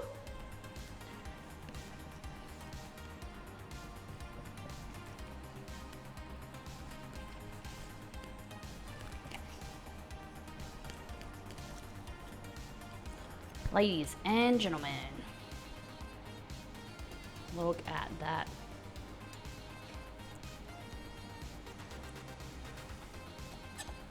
It's not as pink as I was hoping, but I got another one to do for the photo, so I like it a little bit more pink.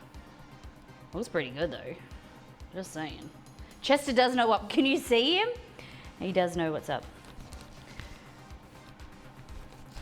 Hey, bud. Guys. If you like steak, we just bought a tomahawk steak. We're doing the barbecue in the next few days. Or maybe next week, we said. Next week's streams. Look at that. And then get this. Dip it in there. Mmm.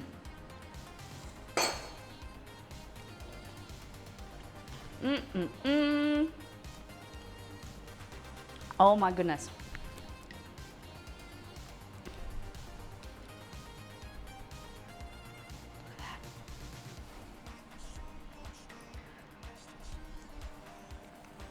So this is celeriac or celery root chips.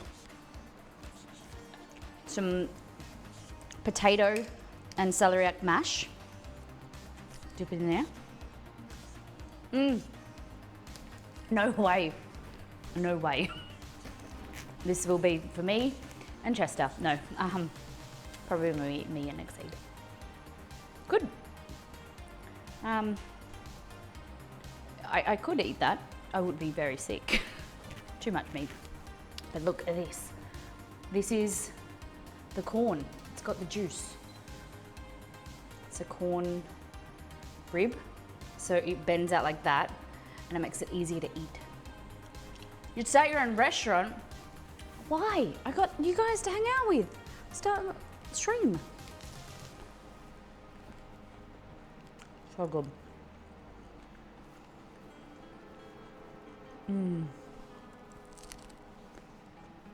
It just makes it like you can fan it out and it's so much easier to eat.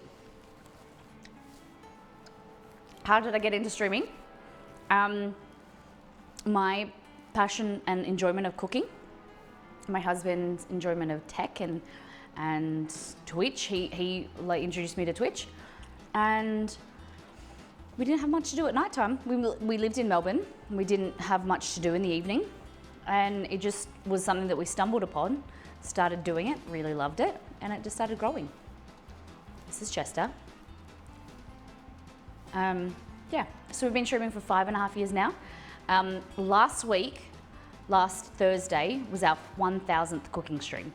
So we've done other gaming streams and non-cooking streams on the Twitch, but now, like for the last maybe 3+ years, our main content is just cooking.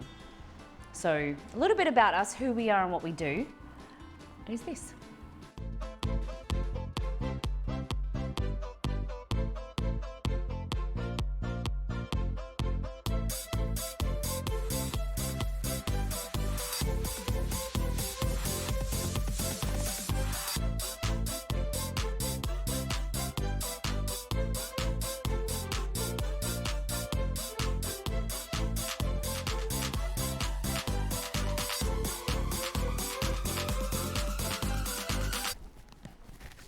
There you go. Been looking for a while and I've never heard of celery root nor had it mixed with mashed potato. What does it taste like? I love to give it a go with mashed potatoes. Yeah. It's a lower carb variation. It is nice on its own. Mashed or the fries are okay. They're not really crispy. It adds like the smell is kind of reminiscent of like celery, but it has the texture of like cauliflower, but more starchy.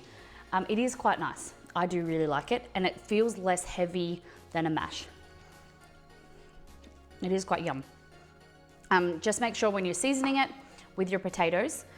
So I used maybe 3/4 of a celeriac or a celery root, and then I used 2 medium potatoes that were peeled. You want to add some flavor, so make sure you're adding enough salt, pepper. You can add a little bit of chicken or beef stock as well to give it extra flavor. It's just a lot lighter, less carbs, healthier for you. Yum. Looks like you can be a bit crazy sometimes. I'm crazy. A little bit of fun. Our slogan is food, fun and fumbles. So we like to create a really warm, welcoming, comfortable environment where you're in, like to teach you about food, learn myself. We experiment a lot. I'm a recipe developer, creator, and so then we take photos of the food, and we're in the development of a new website. And our main game is fun themed food, because that's what Twitch is about, like gaming, but also to be able to help you feel comfortable in the kitchen. There's a lot of people with opinions of like, this is the way you should do things or whatever, and this is what should be on a pizza, this should be whatever. Everyone's got opinions, but those opinions prevent a lot of us from learning and building the confidence to try things for ourselves. And so I want you to be inspired by me making mistakes and screwing things up or whatever, making you know that making sure that you know that that's okay. Everyone fails forward. We learn from it, we do better, and we make some really delicious food. So the root itself doesn't have, not too bad. Like it smells a lot like celery. It does have a celery flavor, but it's not like delicious. You want to enhance the flavor with salt, like everything. But I recommend trying it out for yourself. My struggle is keeping my cast iron pretty. It doesn't need to be pretty. It does not need to be pretty at all.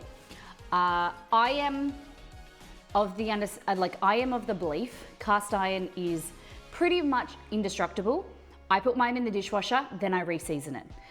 Like cookware, you shouldn't really need to baby a lot of your cooking equipment. Like it should be an addition to you and your kind of style. I put a lot of the stuff in the dishwasher because I don't like hand washing, and the cast iron is exactly the same. And people will tell you, oh, you shouldn't wash it, you shouldn't do this, you shouldn't do that. I'm all about, you can shoot all over yourself. That's for you. I'm not that person. I will tell you the way I do things, and I put it in the dishwasher because I hate washing them by hand and scrubbing them. But then I just re-oil it. So then it needs to have a layer of oil to prevent it from oxidizing and then rusting. But as long as you do that, you can do whatever you want to it. What's the worst and most funny mistake you've made? I don't know. I don't think there's a worst mistake. I've always learned from them. There's some stupid stuff that I've done, but that's not really cooking related. That's just me being me. I've used a broom to try and get something out of a top cupboard. I've accidentally been distracted. Think I was cracking an egg into a bowl. I accidentally cracked it into my cup of tea. I make a lot of silly mistakes. Good morning, Kate. Good evening, Kate. Afternoon. It's only 2 o'clock, not even yet. And what's the worst meal you've ever made? I once did baked oatmeal and it was disgusting. Like the idea of baked oatmeal sounds really good. It was so bad we had to throw it out. Like no one in the house would try it at all. It was disgusting. And I've never attempted baked oatmeal again. Worse than aspic. Oh yeah, but that was a bit of fun. We made aspic, like a tomato aspic, which is basically like a tomato juice jello. That was pretty gross. Okay, so that is the steak. What do you think? How'd we do? Shovel tusk steak with celeriac fries, corn ribs, and mash. Oh my God, the steak. Dip.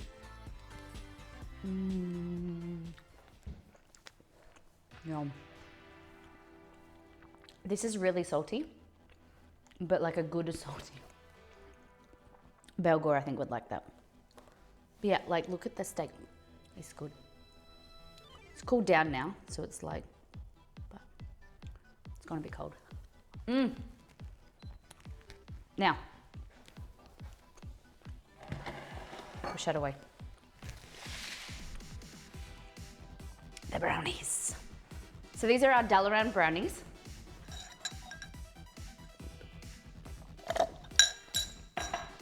Having a quick drink. Dalaran, Belgor, how long, or WoW players, how long will it take you to get to Dalaran? Okay, so we did all different toppings here. We've got some plain ones, some cream cheese brownies. So nice flaky top, fudgy center, chewy, nice. Now we've got these ones, peanut butter.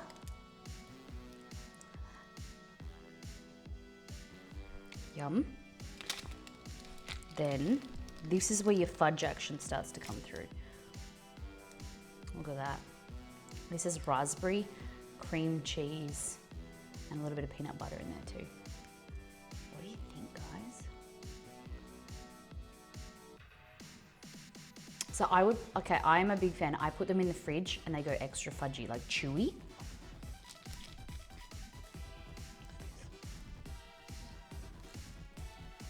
Who said they're an edge or a centerpiece?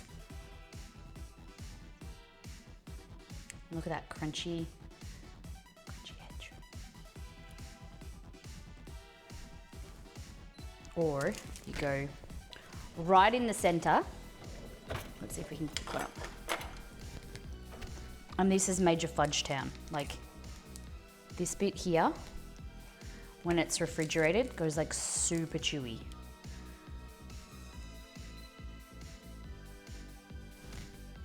Ooh, look at that.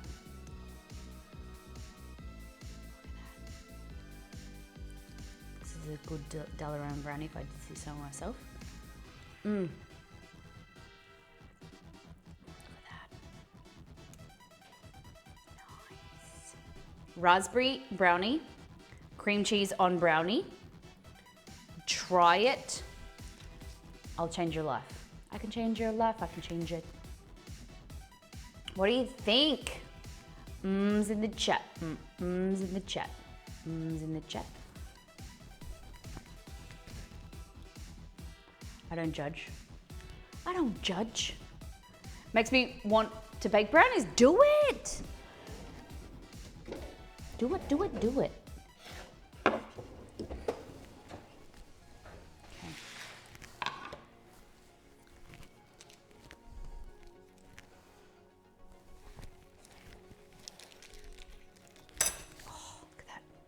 Macadamia nut.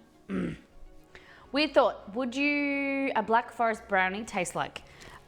Good, because it would just have cherries instead of raspberries. Don't mention Black Forest around Belgor though. He's got some traumatic events that happened in his life. It's my mum's favorite chocolate cake. It's a birthday cake. So we always had. The person that buys the cake in your household is your mum, right? Usually. So every birthday, any celebration, my mum would buy Black Forest cake. So we had it a lot as kids. I like it still. The boys, my two brothers, have like issues around it. Now we're like caramel mud cake or cheesecake people. But I like a Black Forest. Doesn't that look delicious? But we can definitely, how many of you like Black Forest? Because I could make test a recipe. Make Black Forest, maraschino cherries. That's understandable. I wish my family bought it more, okay? Can't go wrong with a good cheesecake, I agree. Okay, peanut butter brownie. I don't know how I'm gonna take a theme photo of these.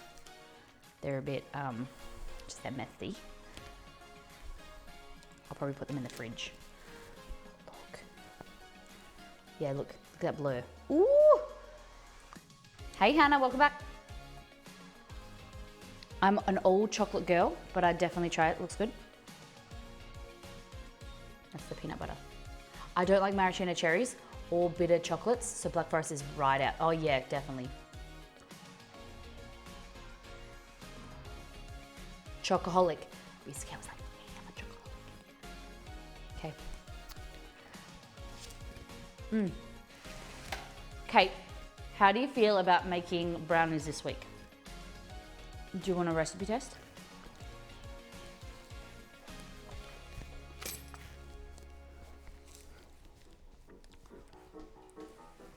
You can't, no, glazed cherries are different. Glazed cherries are terrible. Maraschino cherries are delicious. They're like, is it amaretto? What is it? Hey Google, what are maraschino cherries? According to Wikipedia, a maraschino cherry is a preserved, sweetened cherry, typically made from light-colored sweet cherries such as the Royal Anne, Rainier, or Gold varieties. Yeah, but like, what is the flavor of them? Hey Google, What is the flavor of maraschino cherries? On the website healthline.com, they say, maraschino cherries are very sweet because they're soaked in and loaded with sugar. Do you want a little more context? Yeah, but is it flavored cherry? What is the flavor? Is it like almond or? On the website thespruceeats.com, they say, the modern maraschino tastes more like candy than fruit. Do you want a little more context? No. I'll Google it myself. Okay. Bing or Queen Anne's? I've never had a Bing or a Queen Anne cherry. I didn't even know. This is the thing. Okay, until I started streaming, this is my common thing that I tell you. But until I started streaming, my culinary universe was limited. It has grown exponentially since I started streaming, and you guys have taught me so much. I never, like, to some things, I never knew that there were different varieties of fruit. Obviously, I know that there's navel oranges and stuff, but like so many different varieties of cherries, never knew. It was like I was just given cherries, like as a kid. I never knew that there was like a Bing cherry and a Queen cherry. Like apples, I always knew that there was like quite a few varieties, not as many as there is. There's like hundreds of different varieties of apples. And I'd never heard of a Bing cherry. No, I think maybe a Bing I've heard of before, but I've never that Queen one. I've never heard of that. Maraschino cherries have been defined as cherries which have been dyed red, impregnated with sugar, and packed in a sugar syrup. Yeah, with oil of bitter almonds. Okay, it does have like an almond flavor. Yeah, okay. An oil of bitter almonds. I like it. I really like almond. Amaretto. Give me all of that. Oh yeah, I went to get one of these out to show you what they were. So these are different to a glacé cherry because glacé cherries don't have the same flavor and they're usually really like sticky. They're gross. Hey Google, what's the difference between maraschino cherries and glacé cherries? On the website tasteofhome.com, they say they were originally made by soaking sour mascara cherries in maraschino liqueur. Today, they're made with several different varieties of sweet and sour cherries and are usually preserved in syrup instead of alcohol.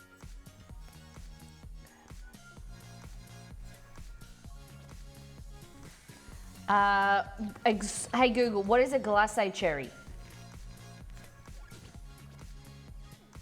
On the website thenutmarket.com.au, they say, glacé cherries, aka candied cherries, are fresh cherries that have been reduced in a sugar syrup until they are candied. There we go. Do you want a little more Yeah, context? they're different. No. Okay. I'll test.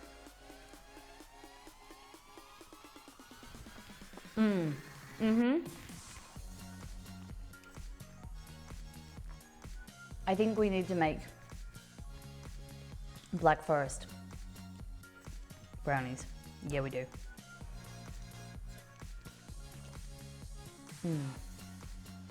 The thing is, with Black Forest, you would need to buy a whole jar of these just for the brownies.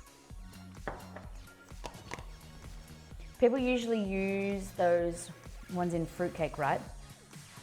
Yeah, they're really sticky. They're called glacé or they're the ones you find at the grocery store. Whereas in Australia, you can't find maraschino cherries at a grocery store. I buy these from the liquor store. These are Dan Murphy's because they're usually for cocktails and things. Cool background, thank you. This is Syndragosa. This is Syndragosa.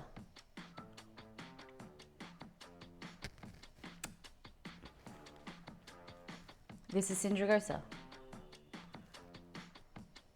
Seriously, she's always there. There she is. This is Syndragosa. She's come back. Come on. This is Syndragosa.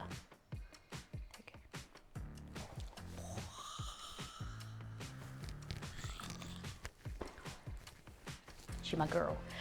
You act as if buying a whole jar is a bad thing. Okay. Would you buy these, a whole jar for a brownie recipe? Okay. I love that beautiful dragoon. Thank you. So, check this out. Look what we did today. Dalaran brownies and shovel tusk steaks from the Howling Fjords. Look at my food. How did we go, chat? What do you think? And then, well, look, we're gonna make it medieval. Doesn't it already look medieval? Look at that. Oh. Just have a little flower leaf. Smashed it once again. Thank you. Thank you for being my hype girl. In the chat. In the chat.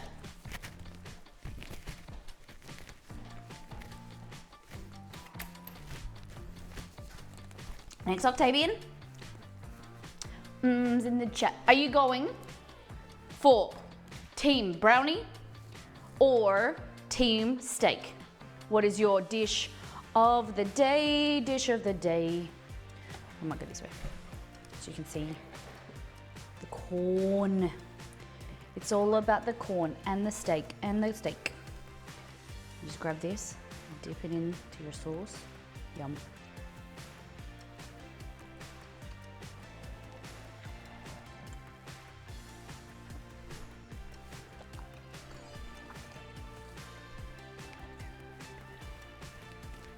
Team steak, hard to make a choice, but team steak, oh my God. All right, Roselle's team brownie. Okay, we got at least one for brownie.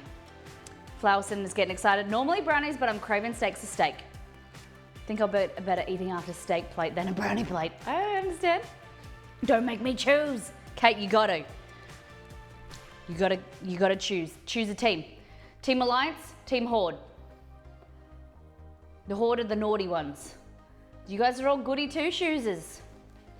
This is more luxurious. This is the Horde. The naughty. They're not naughty. I got told off. Every time I do a WoW stream, I can't put Horde in the naughty basket. Everyone tells me off. They say, Molly, they're not bad. Roselle's Horde. Brownie, but that steak looks yummy. Look what we've got for next week. If you like steak, make sure you hit the follow button. Come and hang out. Belgor, I hear that you're not working anymore. Come and cook this steak. Where's Tomahawk?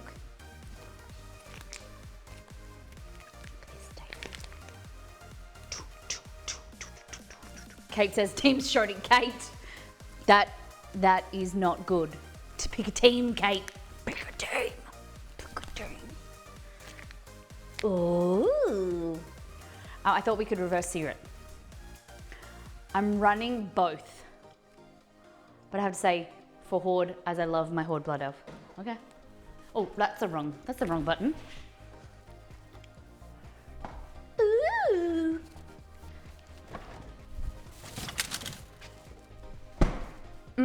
For the Horde. Okay. I gotta find someone.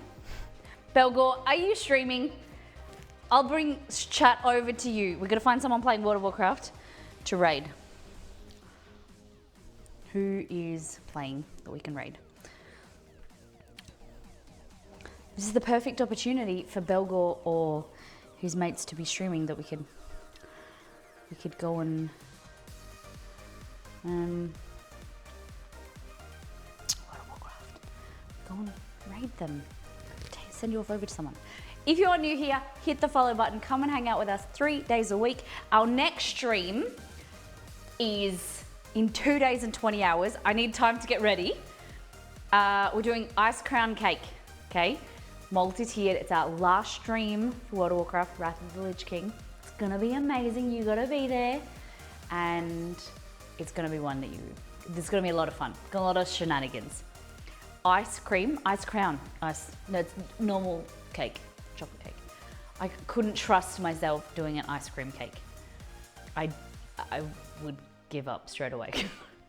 An ice cream cake sounds good though. Maybe we change I didn't think about an ice cream cake.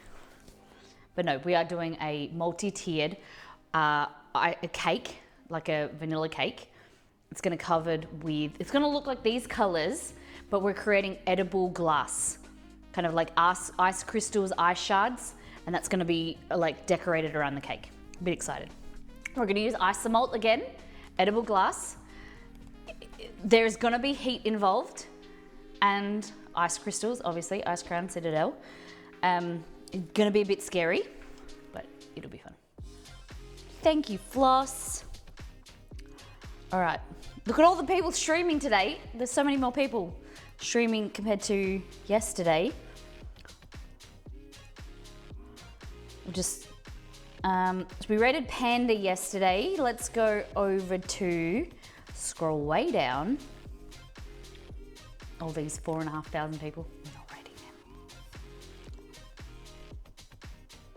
them. Blizzard usually gives me someone in chat to raid. And a fire blanket. Yes, we will need a fire blanket. A lot of people do 24-hour streams, 24-hour streams, 24-hour streams.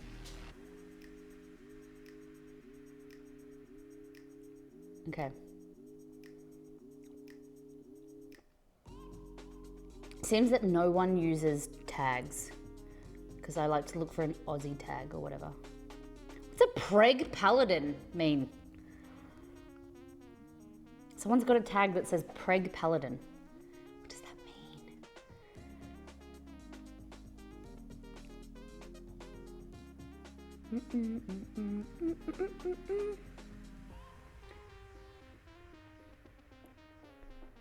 Okay.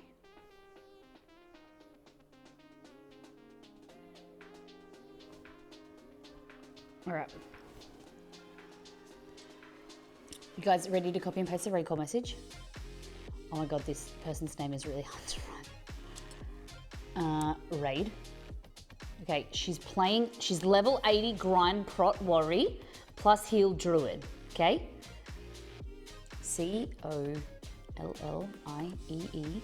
Khaleesi. Okay, hopefully this works. Did that work? Yes, cool. All right.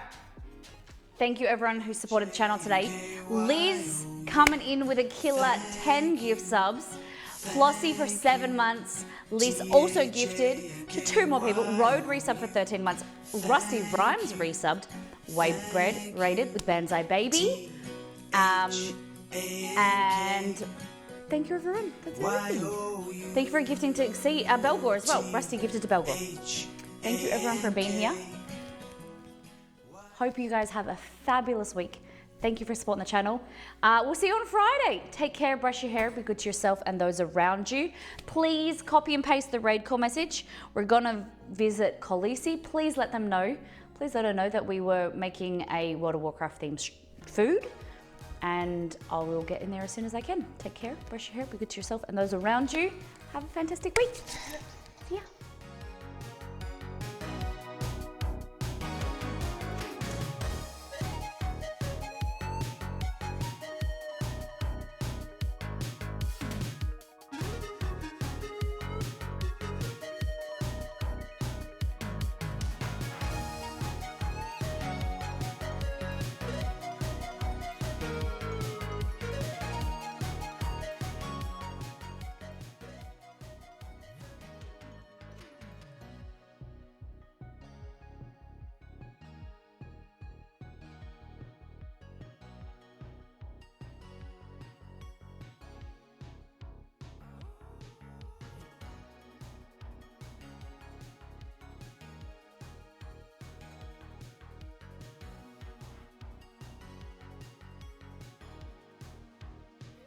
Can you hear me? Sorry, that was not all English, and then she also spilt some stuff on herself as well, so she was offline, like she went away. So we stopped. Sorry guys.